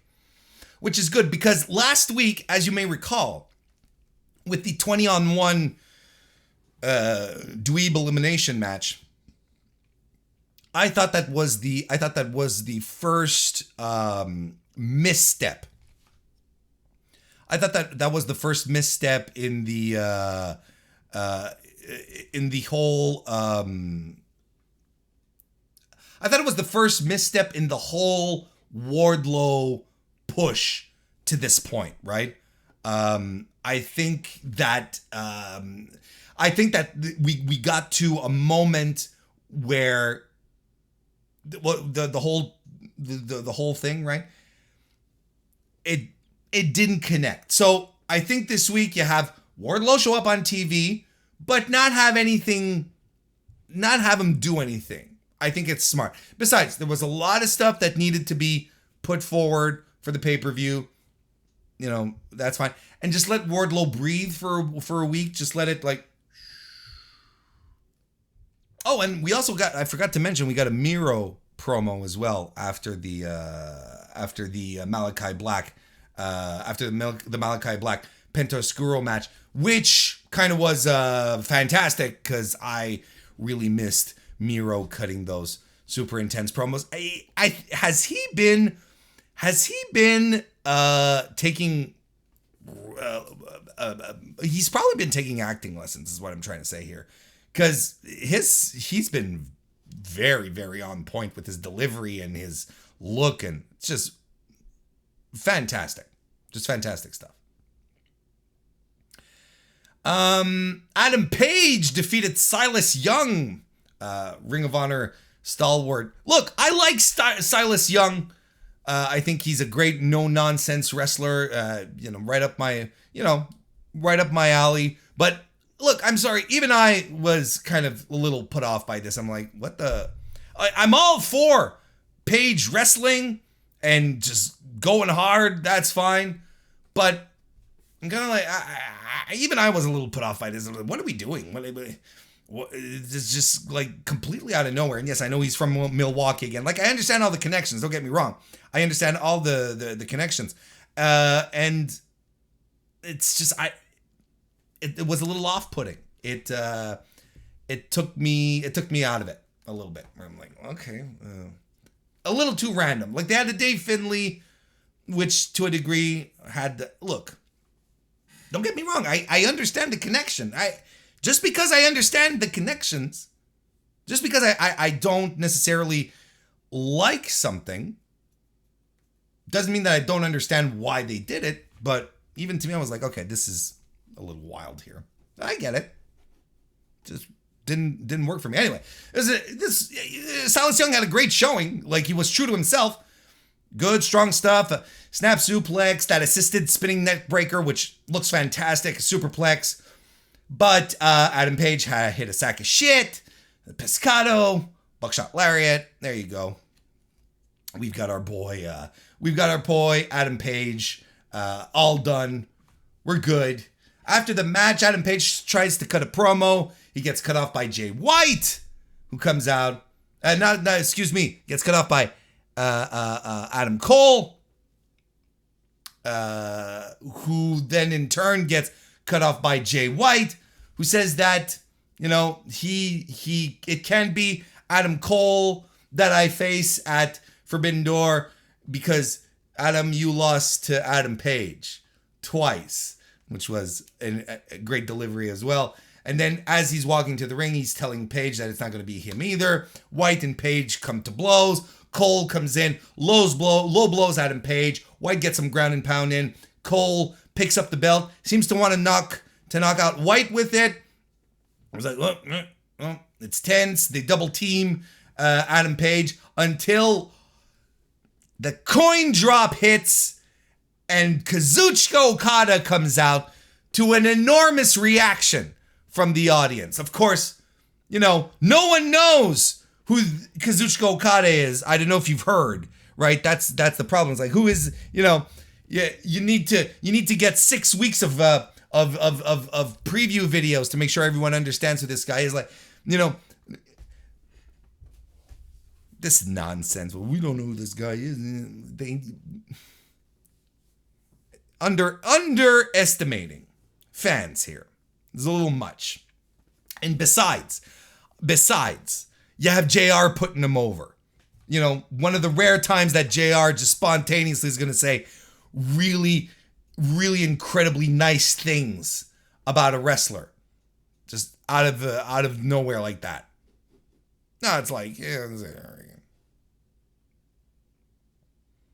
So Okada comes in. And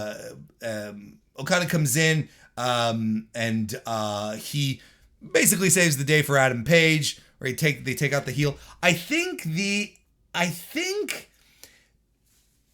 idea, I think I think there was a little miscommunication with the post-match beatdown.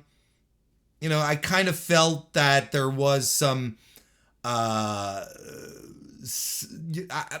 felt there was some problems with positioning, maybe, kind of like guys were setting themselves up, but look, it didn't quite work out. But Kazuchika Okada is going to be at Forbidden Door again. We're going to talk about that. All about that. Then it's the women's quarter hour. And then we get a pre-tape with Jade and Kiera Hogan and Stokely, which was fun. Then we get another pre-tape with Statlander and Athena, and that was really, really fun too. So that was a lot of fun, actually. I thought a lot of personality coming out there from Statlander and Athena. I thought that was really good. Then that led us into the women's match of the night: Toni Storm defeating Marina Shafir. I thought this was a fine match. I thought, that Marina Shafir looked much better than she has on either of her Rampage or Dynamite showings. I enjoyed how she and Toni worked together, and she got some great throws in on Toni Storm as well, and shotgun drop kick as well by Toni Storm. Storm goes to the floor. Nyla Rose is there accompanying Marina Shafir, and I dig that pairing. I think it's fun. Nyla Rose hits a senton. Shafir works the arm, hits a German suplex. Toni Storm comes back with a headbutt. And then a swinging DDT on the floor as well. We get the hip attack in the ring, a German, and Toni Storm rolls out of a pump handle that Marina Shafir was setting up right into a very deep cover and got the win. So that was really cool. After the match, Shafir and Nyla attack Toni Storm, but Rosa comes in for the win as well. They work together to take out Nyla. I thought this was good. It's overall a pretty good setup to everything, and clearly Rosa and Storm are doing the we respect each other setup moving into all of this. That's what they've been doing for the past couple of weeks. Rosa and Toni Storm don't like the same people. They respect each other enough to look out for each other, but we'll see how far this respect carries into the main event. So yeah, look, the match itself is it should be very good. Again, I'll talk about that in a little bit because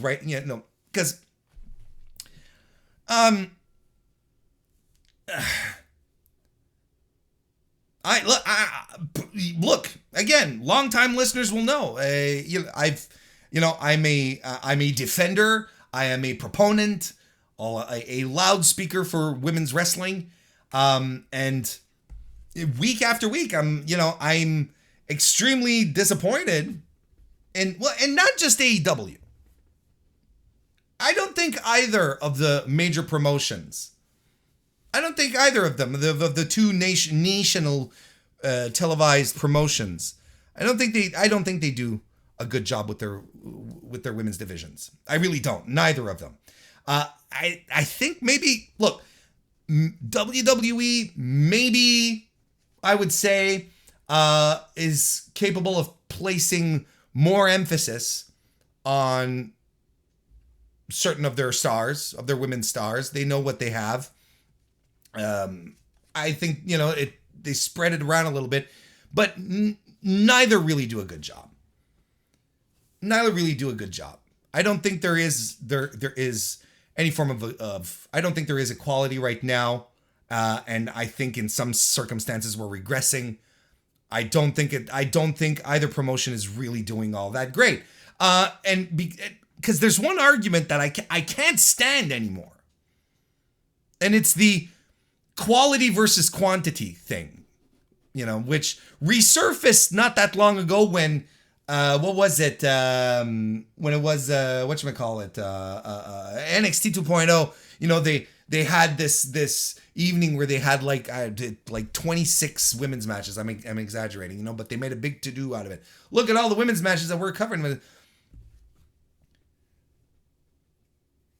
And then on the other side, you'll have a lot of AEW people who are going to say, well, there's only one match, but, it's always a quality match. And no, it's not always a quality match, first and foremost. And just having one match a week is not making any case for your women's division. I have said this from the start, from the get-go, from the minute AEW started talking about having the best women's division in the world. So the only way they're going to make this work is if they give the division time, and they put it on their prime slots, and they make people care about it. If it's promoted that way, if their women are promoted that way, then it will come off as important, which is what they started to do with Britt. And Britt feels important. Feels important to the point where, she was still showcased more than their current champion. But, that's an argument I made a couple of weeks ago. I don't necessarily want to retread that. If all you do week after week is stuff, everything that has to do with the women within 1/4 hour, you're essentially saying, well, this is it. This is the island of women, and everything that happens outside is, it just happens here. We don't need to see anything else throughout the show because it'll just happen here. And it sucks. Because maybe there was a time you could make an argument to say, well, AEW, their women's division is a little light. Maybe doesn't have, all the TV-ready, TV-experienced women or the high quality. You can't have that argument anymore. Not with the recent hires. Not with the people they have on. Outside of Britt, which is someone that they developed, right? That they started down one path and pivoted into the heel stuff that absolutely transformed her into a superstar. You've got Thunder Rosa, who is your champion right now. You have Toni Storm. You have Ruby Soho. You have Jamie Hayter. You have Mercedes Martinez. You have Serena Deeb. Like the division, Chris Statlander. You still have Riho hanging in the background. We've got Hikaru Shida whenever she comes back. Like there is nothing. Nyla Rose. What am I even talking about? Nyla Rose is in there as well.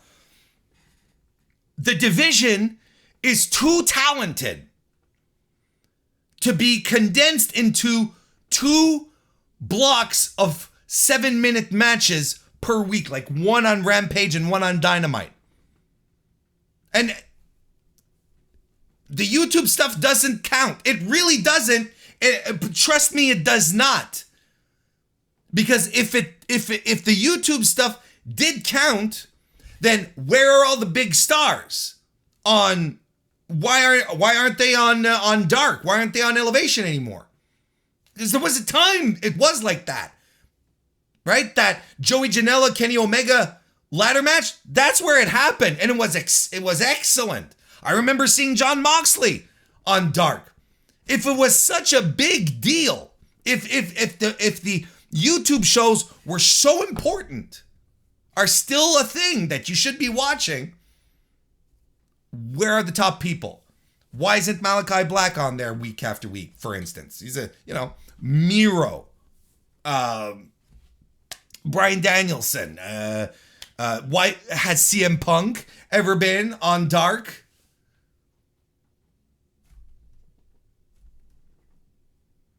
That's the problem. Don't let perception get into the way of reality, right? But you can book the women on these shows, on the YouTube shows. That's why yes, but you're not treating them like the stars that you. Dynamite is the show. It's the flagship. It's the It's the mothership. That's the one that Tony Khan wants you to watch. That's the one where his big stars are supposed to be on. It's just that, it's really just that, as simple as that. There's no real push for the women in AEW. And it's a little inconsequential to then pat them on the back and say, oh, what a great match. What a fantastic. Of course they should be having fantastic matches. Like because they have fantastic talent. I'm like, yeah, of course. Why am I going to pat AEW on the back for booking one match on a show that was really good when all around we get really good matches on Dynamite? I'm like, sure, this is what it should be. There should be more, is the point. There should be more equality. Because the minute we start talking about, oh, well, at least we had a really good match, or, at least on this side, there's more bell-to-bell times on it. So you're lowering the argument. You're lowering the bar of the argument, where it's like, well, we'll be content with whatever we get more than the scraps we already have. Can't be content with one match. Oh, but it was a humdinger, but it was still one match. Oh, we got 3 matches over on this side. Yeah, but 2 of them stunk. You see what I'm getting at? The question is equality. And then that's all it is. It's always been about equality. It hasn't been anything. And then when you get the question of, oh, well, then who do you stop pushing then? This would not be a question that needs to be asked, as if the women are going to come take up spots for the men. Because if you're pushing your good wrestlers, you're putting them in compelling stories, having them fight compelling matches, no one's going to be like, oh, well, they're pushing her instead of him. They're just going to be like, this is great. Because ultimately, that's all we want. We want great wrestling. And AEW has the women. WWE has the women. But they have to stop treating them like second-class citizens.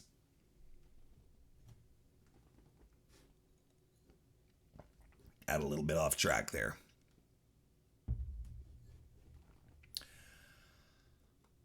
And we got to the main event. Hiroshi Tanahashi and Jon Moxley defeated Chris Jericho and Lance Archer. They did a can they coexist? But at least they won, and they didn't argue throughout the match, right?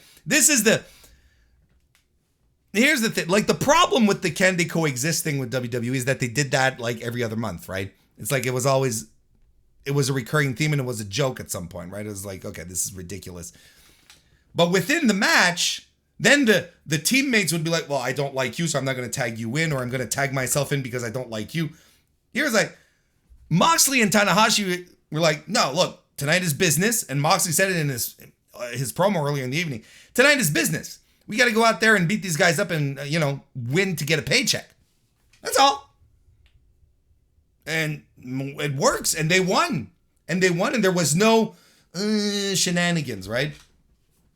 It's a physical match. Lance Archer did a senton off the apron. Tanahashi got the hot tag. Hits the aces high at some point, but on Jericho, but Jericho rolls through it into the walls of Jericho, which was great. Mox broke it up with a cutter.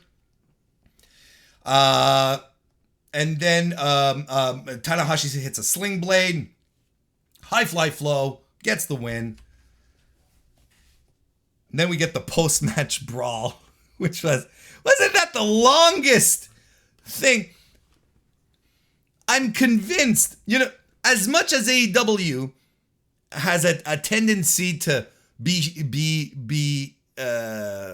to run long on time, right? And they have to speed up some things. Like, we know they have timing issues. Things feel rushed because they're trying to make time, so on and so forth. Last night felt like they were running short, because that beatdown at the end should not have lasted half as long as it did. Especially with Jon Moxley and Hiroshi Tanahashi standing in the ring, staring at each other for like what felt like 10 minutes. It probably wasn't. It was probably like a good solid minute, maybe minute 15, like something way too long. Because they were like,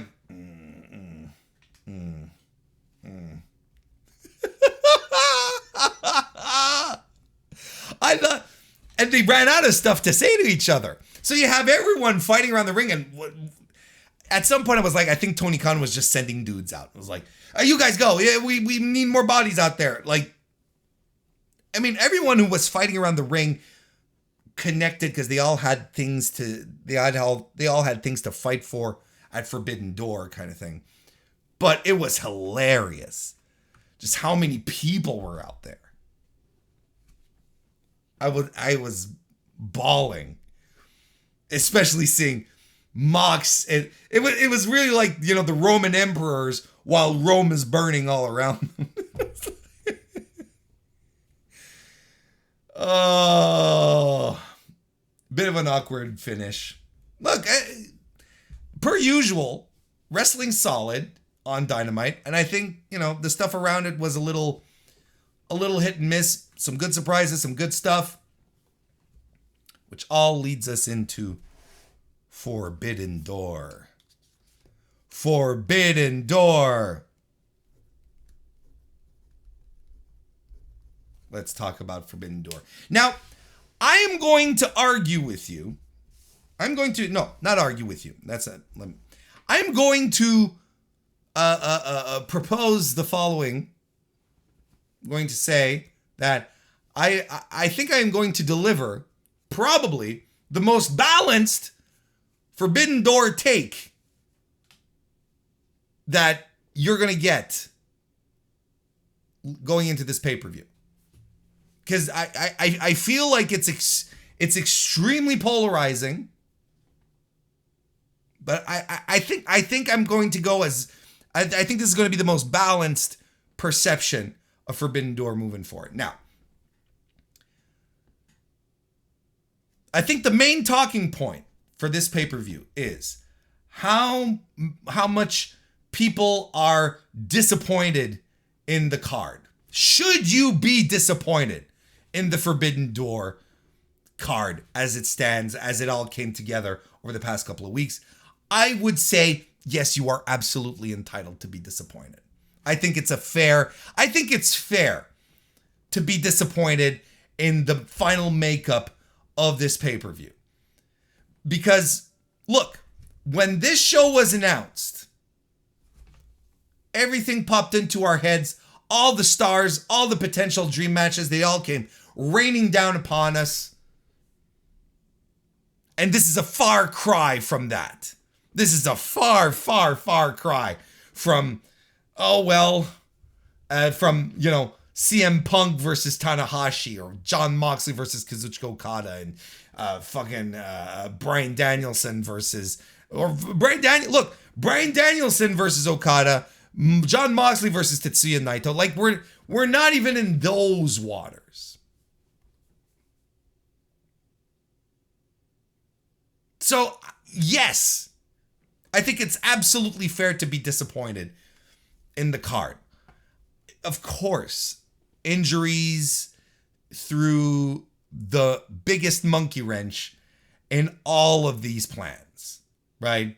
CM Punk, I think, being the real stab to the heart Bryan Danielson, I think, is a big one. Kenny Omega not being there, right? I think, to a degree, Tetsuya Naito, because he recently had eye surgery, right? For, I can't remember, detached retina or something.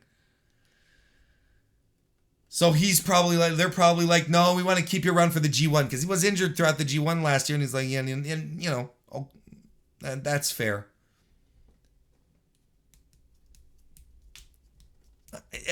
You cannot not factor that in to the card that we are getting this weekend. Now, one of the reasons I think people instantly got super pumped for Forbidden Door and sold out the arena without a single match being announced is because Tony Khan / AEW has been very, very good in promising big and delivering big. And I think I think we're in a position here, which is AEW being victim of its own success in that regard, right? If that makes sense. Because every time AEW said, we're going to bring you something big, they brought something big. So if Tony Khan, the bringer of big things, says we're bringing a big show, AEW New Japan, everyone loses their shit. Yeah, well, it's not quite delivering on that level. And it's unrealistic to think that every time Tony Khan says, we've got a big surprise, that every time it is going to be indeed a big surprise. I think we sort of felt it a couple of weeks ago. Now, he didn't say it was a big surprise. He didn't say it was gonna, but when we had the mystery Joker opponent for Samoa Joe in the Owen tournament, like every time there was a surprise, right? Every time there was a surprise, we're like, oh shit, it's something great. And then you get to the, and you're like, oh shit, who's the surprise gonna be? And you're like, it's John Morrison? Okay. Not overly exciting, but a surprise, but you're like, eh. So this is kind of it, but I think on a different level. I think this is one where we were expecting big dream matches, and this is not what we're getting. And to a degree, this feels a lot like a Japan card, right? A Japanese pro wrestling card, a New Japan card, more than anything else. Multiple man matches and a smattering of singles, right? There's only two singles matches on this card, which is not to my liking. I have trouble getting behind that. Because ultimately, and look, Lance in the chat sort of said it, but I'm going to put it another way. This is a card which is going to be a great show. This cannot not be a great show. Too much talent, too many people that have stuff to prove. This is going to be great. But the card lacks, for lack of a better expression, it lacks sex appeal, right? It lacks that thing that makes you go, ooh la la. Moxley Tanahashi, it's a big time match, right? And there is history behind this. Moxley has legitimately been trying to get to Tanahashi for ever since he left WWE and started working Japan. This is what he's been angling for, right? It's a big time match. And if you're going to go big time, and at least try to deliver on one thing, it should be on a big match. I think this is the big match, right? It's as big as you can get. I still think the money match was CM Punk versus Okada. And I'm very disappointed because here's the thing. If you remember when we were talking about the potential of this and so on, one thing that got me excited was the politics of it, right? Those of you who've listened know what I'm talking about. The politics, right? Getting their hands dirty, and Gedo, imagining Gedo and Tony Khan sitting in front of each other in a dimly light table, and they're negotiating and, well, I'll give you this if you give me that. Well, I give you this if you give me that. I give you this. It's like the politics of this was something that I was dying for. And I think everyone took the easiest route here, politics-wise. I don't think there's anything really, challenging here. Because we had the scenario, right? Remember when I was talking about the scenarios and I was saying, look, imagine if Okada and CM Punk come in and they're both strapped. They both have the belts, right? Who do you put over in this match? Who wins? Gedo says, well, no, your guy's going over. Your guy's putting my guy over. And it's back and forth. And it gets complicated because it's the top guy in the company. He has the belts. And I'm like, but this is the kind of shit that that I get excited about, right? That I'm like, oh. And he started bringing in the big dudes. But here, everything feels safe. Everything feels safe. And it's not getting my blood pumping as much as I thought it would. It really doesn't. AEW Interim World Championship, Jon Moxley and Hiroshi Tanahashi. Big T, nice to see you, by the way. Welcome to the chat. And hello again, Kristen.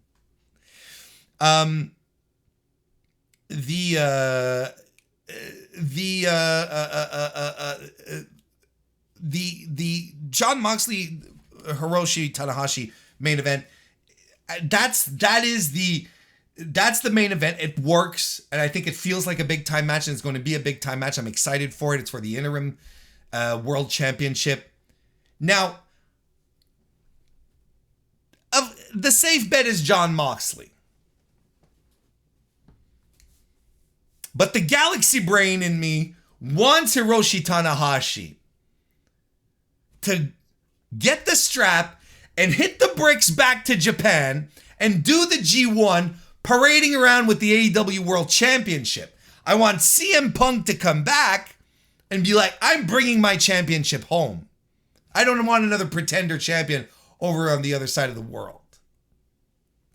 Then we get the match. See, that would be the most compelling ending. I don't think it's going to be that, because right now, if I'm Tony Khan and I'm looking at all the injuries, the injuries that are happening right and left, I'm like, no, I'm playing safe, and I'm negotiating hard with Gedo, and I'm like, no, Gedo, it's my guy. I'll give you this, and this on the card, but it's my guy who wins the title. I think Mox wins. Chat, let me know on top of that who you think is going to win all of these matches. But I think the most interesting win is Tanahashi. I think it's the most interesting win, but it's going to be Mox. Then we have the IWGP Heavyweight Championship. Jay White is going to be facing Adam Page, Kazuchika Okada, and Adam Cole in a 4-way match. And I can't stand this. This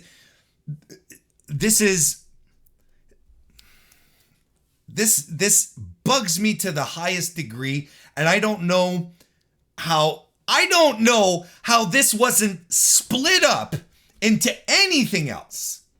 Into a tag team match, or why we didn't get 2 separate matches. Why not go Adam Cole versus Jay White? Here's what I don't understand. Adam Cole, Jay White, they're all Bullet Club for life. And right now there is a Bullet Club,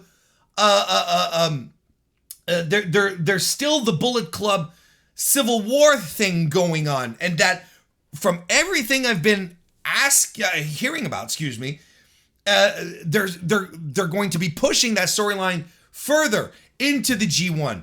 And we were told that there was going to be ramifications in North America as well.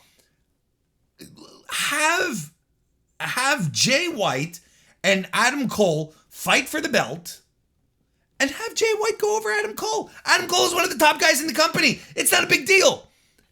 And they're Bullet Club and it's a problem and so on and so forth. And then give us Kazuchika Okada and Adam Page, which would have been a dynamite match, no pun intended. And who cares who wins or loses in this match? Like, it doesn't matter. Adam Page is not going to look like a chump for losing to one of the biggest stars in the world. One of the all-timers as far as wrestling goes. And Kazuchika Okada losing to Adam Page is like, no big deal. No big deal.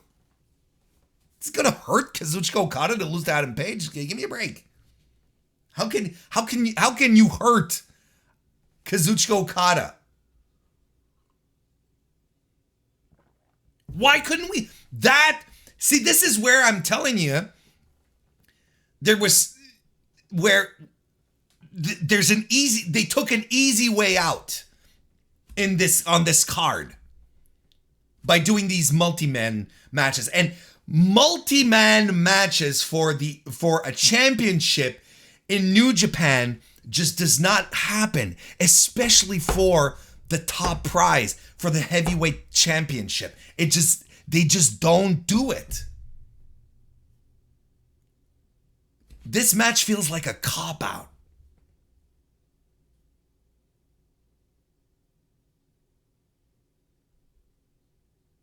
All-Atlantic Championship match. Malachi Black versus Pac versus Miro versus Clark Connors, as we said earlier, who's replacing Tomohiro Ishii, who got injured.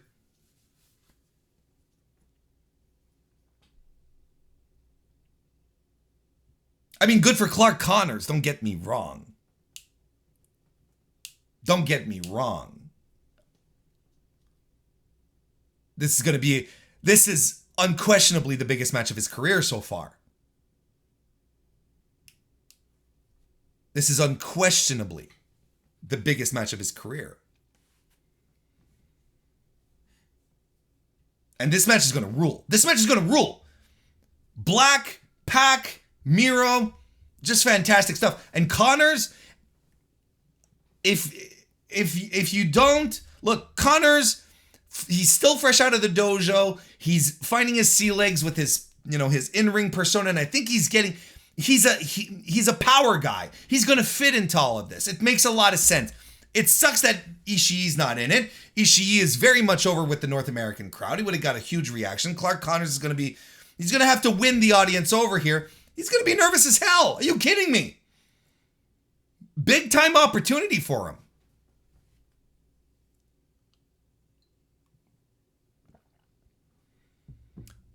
To me, and I see in the chat, a lot of people are very pro Miro, right? Oh, Miro takes this. And I'm like, sure. But frankly, this could go, I think Clark Connors is the outlier here. And I don't think Clark's taking the pin, to be honest, in this one. You could strap any of these guys and it makes sense. You could strap any three of these guys. Black, Pac, Miro, Pac. It's not Pac anymore, it's Pac. Any one of these three. But if you put a gun to my head and you're like, hey, Warren Hayes, you need to pick or else I'll shoot you in the brains. I'm like, wow. I don't think Miro is going to win because I think right now, with all the injuries that are going around, Miro feels like a top guy that they could push up against Moxley. But look, you could make the same case for Pac or Malachi Black. I honestly don't know. It could go any way. But whoever is not winning here is probably going to get get the little boost, up into the upper card to go challenge Jon Moxley, I think. Then we're going to get the AEW Women's World Championship match. Thunder Rosa versus Toni Storm on this one. I'm excited for this match. I'm excited. There's 3 singles matches. I apologize. I said there was 2 earlier. There's 3. Rosa and Storm, I'm excited for this. These are 2 amazing athletes who have both spent time in Japan. These are both excellent workers. I think this is going to mesh well together, and we're in for a treat. I think Thunder Rosa retains, but we're going to have a good time in the meantime. Winner takes all IWGP World Tag Team Championship match. Ring of Honor World Tag Team Championship match.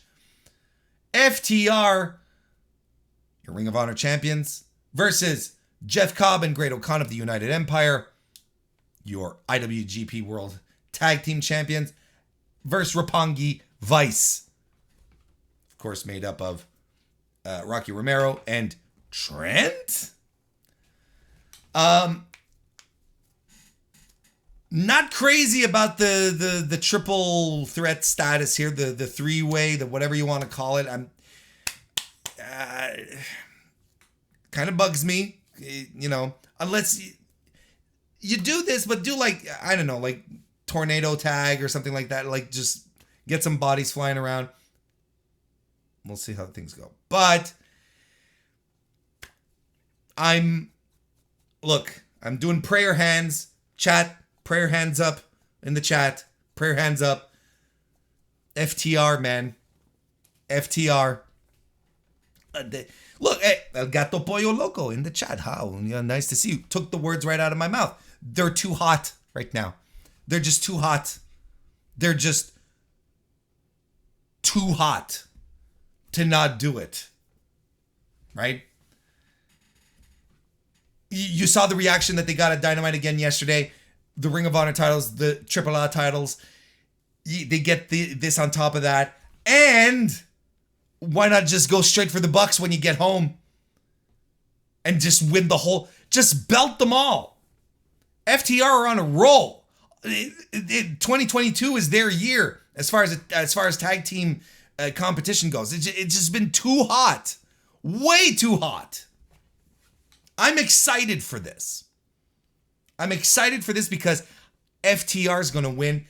Roof is going to blow off the place. And you know what? This match is going to fucking rule. And I am so excited for all the haters and all the doubters to see Great O'Khan spread his magic.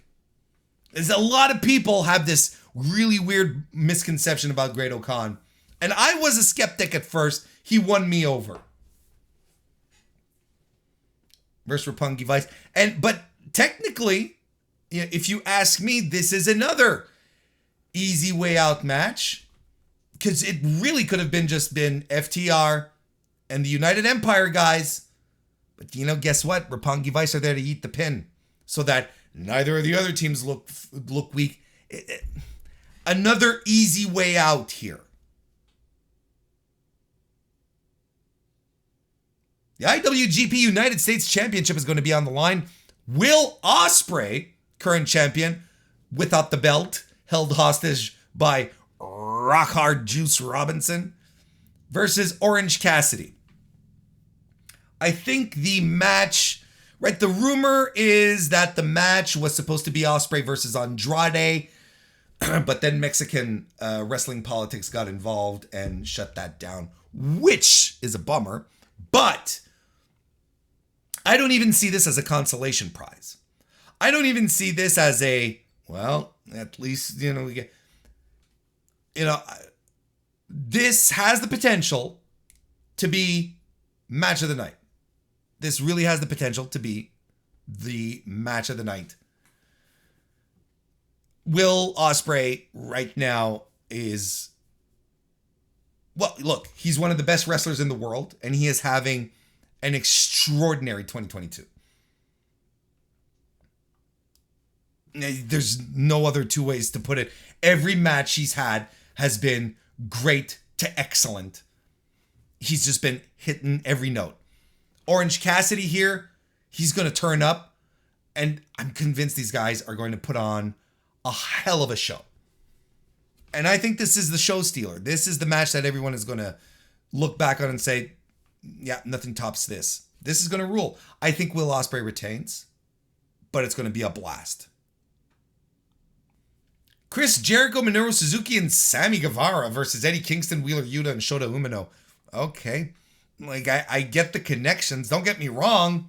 I understand how this match came together. I understand the connections. I just think it's weird as hell. Did we... Look, no disrespect. Did we need Sammy on the card? Did we need Shota Umino on the card?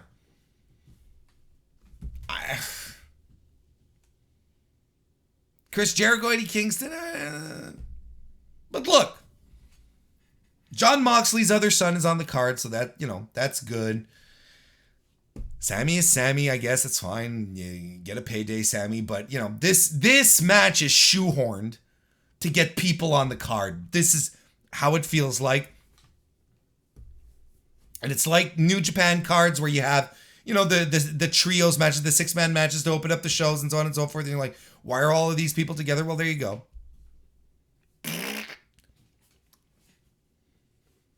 We have Zack Sabre Jr. taking on the newest member of the Blackpool Combat Club. I talked about that extensively earlier. And if it is as big a surprise as Tony Khan is letting on, then this will very likely be the winner of the match. I think it's kind of overshadowing. Zack Sabre Jr. a little bit, because a lot of people in North America maybe are not familiar with his work, and they would be very deserving to get to know his work. I think this whole surprise guy is sort of overshadowing that, but maybe once we get down to the nitty gritty and we start, this match will be as good as Sabre's opponent.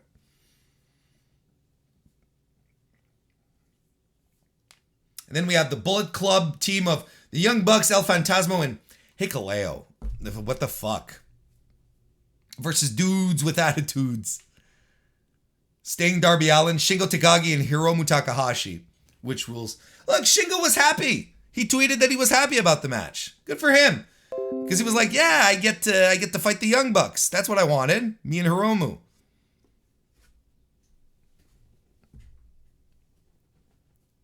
There's no reason for this to suck.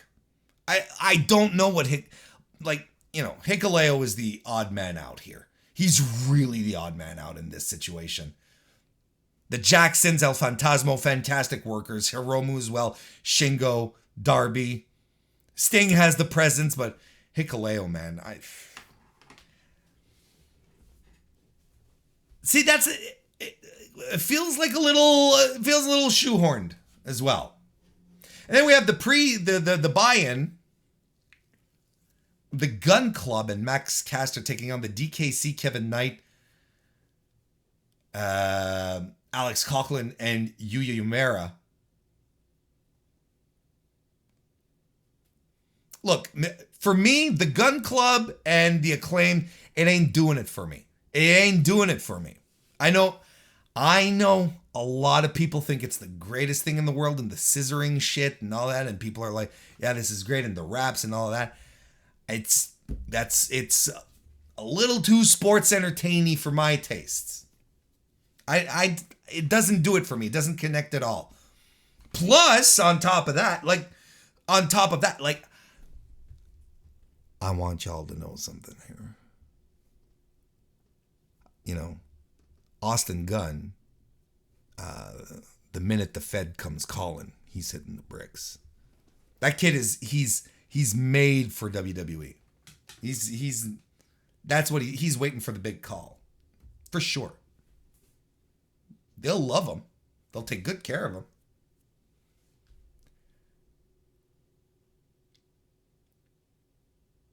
You know who I would... Here's what I would have done. Why wouldn't you have put Hook with a dojo guy? Right? Why wouldn't you have put Hook against one of the young lions, right? Still in the black trunks and little booties, right? Have him plow through him. Wardlow. That's a fun little pre-show right there.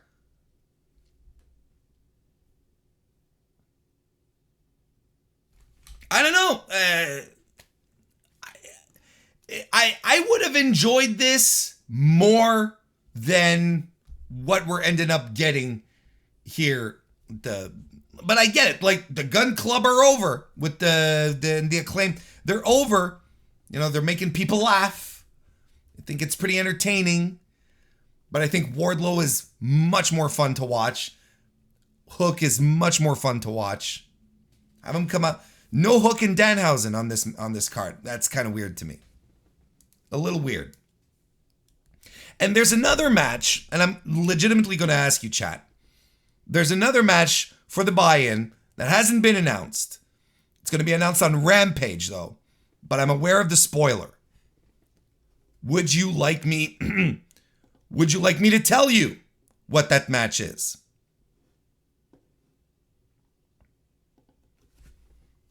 Would you like me to tell you what that match is?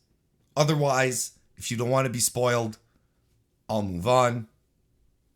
We're getting yeses. I'm going to drop it.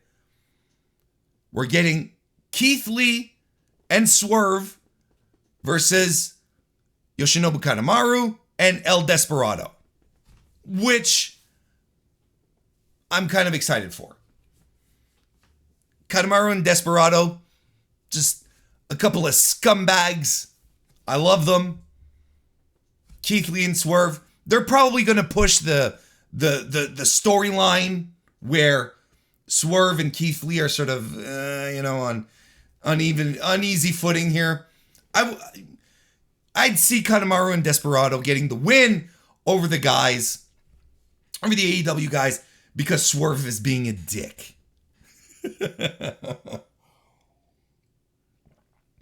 I think so. So that's the pre-show. So the thing here is that I look at all the people on this card. I see all the talent. I see everyone. This is going to be a great show. But I get anyone who's disappointed, anyone who's like, this isn't what I was expecting. You're absolutely right. As I said, Forbidden Door lacks sex appeal. Now, if they want to do this again next year, first of all, it has to be a success, all right? It has to be a success on pay-per-view, which I think it's going to do very well. I think it's going to do well. At first I was like, you know what? This is probably going to bust through the 200,000 buy mark, but I don't think so anymore. I don't think it's going to draw in enough. I don't think it's going to draw in enough people to buy it and watch it. I don't think so. I think but it's going to be in the upper range. It's going to be in the upper. It's going to be lower than 200K. Let's say, if I'm conservative, I'm going to say 140,000 buys, and if I'm bullish, I'm going to be like 160. How about that? 140 to my ceiling is 160. If it does better than that, then good.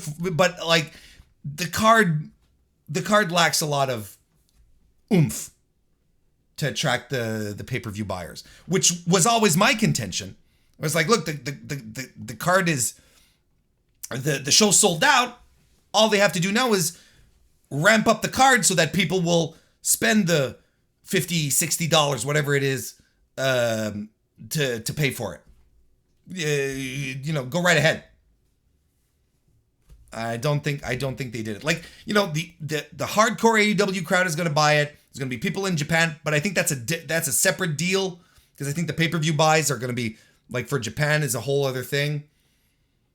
It's being handled on New Japan World, if I'm not mistaken. So I'd assume that's New Japan's money on their end and AEW here. But if they do this again, because Tony Khan said he'd like to do this every year.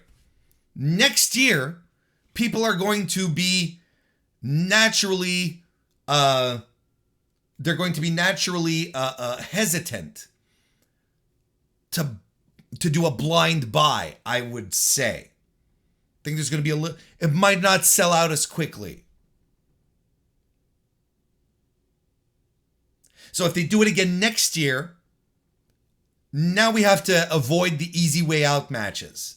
Now we got to sit down and be like, look, we're getting our top singles guys into one-on-one matches, and Tony and Gato have to negotiate, and they have to be bastards with each other, and we need the politics. Before we wrap everything up, we're gonna do a bit of a short but sweet and also delicious little news segment here. So let's do the new jingle.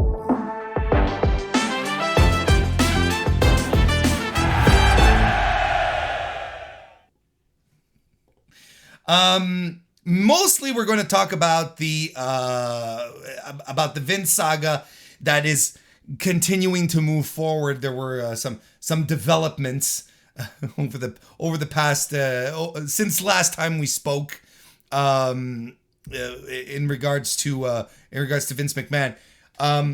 When I recorded this last week, we had just found out that Vince was taking was stepping down as chairman of WWE and CEO, but was retaining his role as head of creative during these allegations that have been thrust upon him.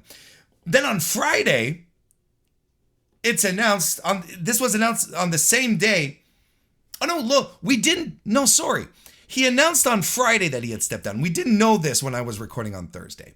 On Friday, he announces, hey, you know what? I'm stepping down. But then WWE, in a very, very brief media release, states, quote, WWE announced that Mr. McMahon will appear on SmackDown tonight, 8 p.m. live on Fox. And everyone just lost their mind. Like, what are they going to do? What is this? Why would you give a platform to the guy who is currently under investigation? This makes no sense. He showed up right off the bat at 8, took the microphone, came into the music, no chance in hell. People chanted up and down. He got into the ring and he welcomed everyone to Friday Night SmackDown. And he said something to the effect of, the signature that we have, then, now, what is it? Then, now, forever, together, right? Then, now, together, but more importantly, together. As if to say, guys, gals, we're going to get through this together. And I'm like, no, we're not getting this. We're not going through this with you, Vince. This is all on you, Vince. I recuse myself from this nonsense, Vince.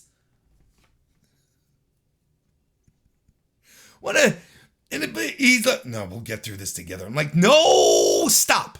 Stop it, stop. And he did the same thing on Monday where he shows up out of nowhere, no chance. And then everyone's go, woohoo, it's Vince. To say that John Cena's coming next week. Now, don't fool yourselves. This is showmanship. This is egotism. This is Vince putting himself forward to show that he can do whatever he wants. And that he has the support of the WWE Universe. Whatever fuck. We're going to get through this together. I was convinced he was going to talk about how people are constantly trying to break him down that, he fought the U.S. government and he won and all that sorts of bullshit. And, all that nonsense. But don't fool yourselves. This is, this is Vince on a babyface run. This is exactly what it is. It's Vince on a babyface run. That's what he wants to do here. And it's weird, and it doesn't make any sense, and it sucks. Oh, yeah. And he's probably going to do it again. And then it was announced, it was reported, right, by a few sources. I don't know, probably Fightful broke it first. I would assume. No, a PWI Insider. I don't know. John Laurinaitis was not backstage at SmackDown, as Vince McMahon is set to appear on the show. Laurinaitis is not at SmackDown in Minneapolis, and he didn't show up on Raw either, as he is part of this investigation in regards to, this $3 million in hush money and the NDAs and all that. He's part of all of this.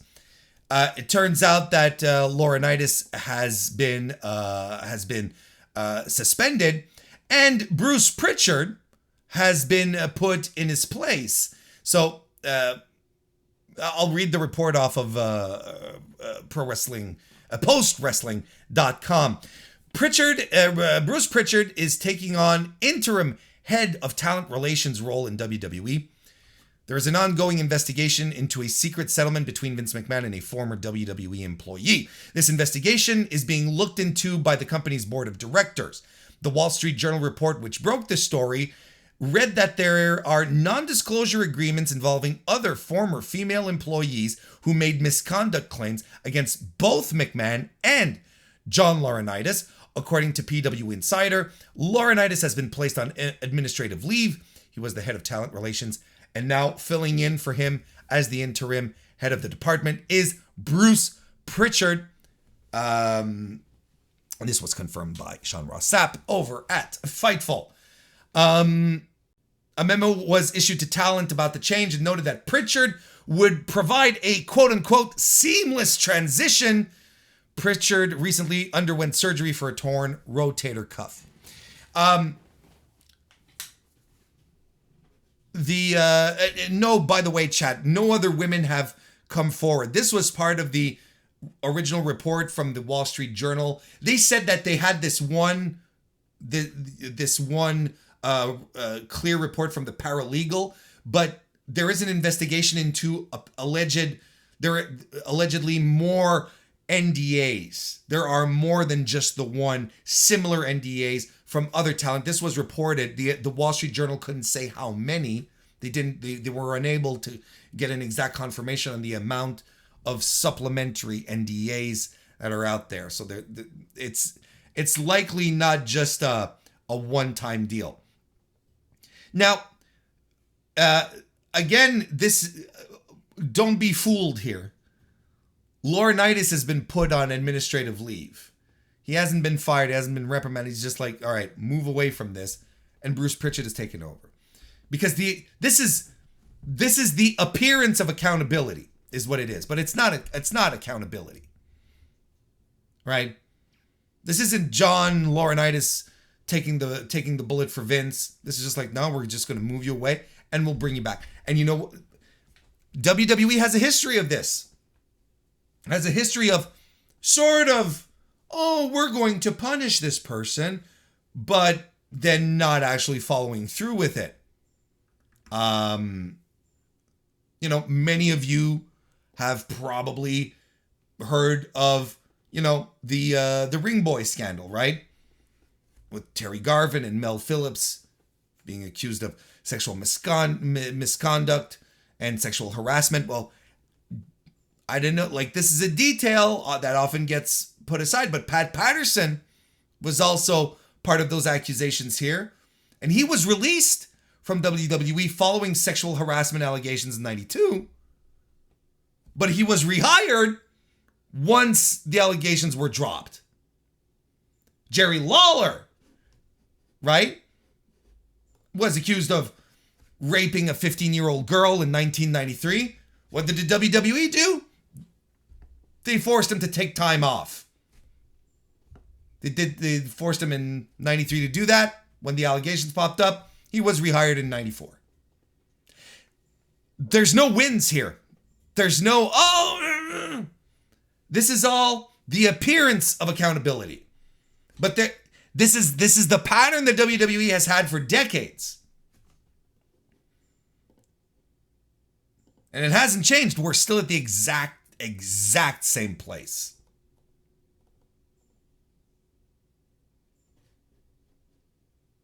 So, unless there's some really significant, concrete stuff coming up, and there's multiple lawsuits that are coming together from the stockholders, from the shareholders of WWE. There's lawyers, there's law firms, is what I'm trying to say, that are going in and doing their own investigation on behalf of the shareholders. Because let's not forget, this original investigation was put forward by the board of directors, but now the shareholders are going in for more details. And I think we're up to 5 law firms right now that are investigating on behalf of the shareholders. And don't be surprised about this, because shareholders usually are very, very excited at these propositions, because it usually means that they can squeeze some money out of this, right? That's essentially what, there's no surprise here. But we're going to see how all of this turns out. But I talked about it at length last week. You can go back and check that out. I broke it down and I gave my thoughts. I speculated on what's going on and why this is happening at this exact moment, and why Stephanie is in position, and suddenly Triple H is back, and it's like there's a lot of stuff. There's a lot of stuff. There's a lot of dots to be connected here. It's a developing story. We're going to keep an eye on it. But one story that is no longer a developing one is the Oliver Luck Viince McMahon XFL wrongful termination lawsuit. That story's done because we were talking about it last week, where they had a Luck and McMahon, or at least their legal teams, had a meeting, lasted under 10 minutes, and they were going to trial. They had brought in some mediators, and they were unable to find common ground, and we were going to trial. And I was like, fucking right, let's go. Let's expose some stuff here. Let's get some insights into what Viince McMahon is doing, into what everything, how things are settled, how Alpha Entertainment was set up, and so on and so forth. But no, on this past Monday, McMahon and Luck reached a settlement in Oliver Luck's wrongful termination lawsuit. Luck, who had been hired to be the commissioner of the 2020 XFL Revival, was seeking approximately $24 million in compensation. Of course, the financial terms of the settlement haven't been disclosed. Quote, the parties reached an agreement to resolve this case on June 16, 2022, said Luck's attorney Paul Dabrowski in a filing last Friday. Dabrowski was seeking a judicial order to permanently seal the records in the case, which he got. The settlement has been filed with prejudice, meaning that basically this case cannot be reopened. Neither McMahon or Luck can reopen this case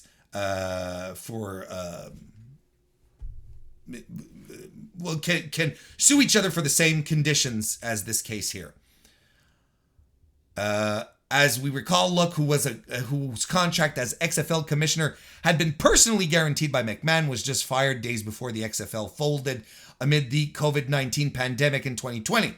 McMahon claimed that he fired Luck due to, quote-unquote, gross neglect of his job, unquote, during the pandemic, personal use of a league-assisted cell phone, And signing wide receiver Antonio Callaway despite Callaway having legal issues. When McMahon announced the relaunch of the XFL in 2018, he stated no players with criminal histories would be welcome in the league. A judge had thrown out McMahon's other claims, with the Callaway issue being the only one that would have been considered if the lawsuit went to trial. McMahon filed a counter lawsuit in January 2021 for a very specific number, like $576,000, like a very, very specific amount. So there we go. Now it's all settled, so it's not going to court. It's done. I'm a little disappointed because I really, when this was going to trial, because it's when you get to the trials and the documents get unsealed, and then you get to look at everything. You're like, then you get to learn more about Vince's business practices. And so that's one thing off his plate. Maybe now SmackDown will be a better show.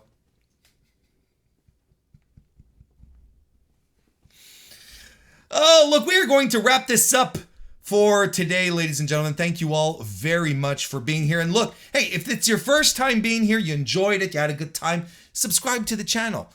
Just hit the subscription, do the bell thing. That way you won't miss a thing of what happens here on the Mr. Warren Hayes Show channel right here on youtube.com/MrWarrenHayes. Look, I'm not going to be doing, as I said, a podcast next Thursday. I'm going to be moving. I'm still debating as to whether or not I'll do an instant reactions, a post show for Forbidden Door this Sunday. I might. Since I won't be here on Thursday, I'll be watching Forbidden Door. So maybe I'll do a post show. Subscribe. That way you'll be sure that you won't miss on it and then feel very, very sad you did.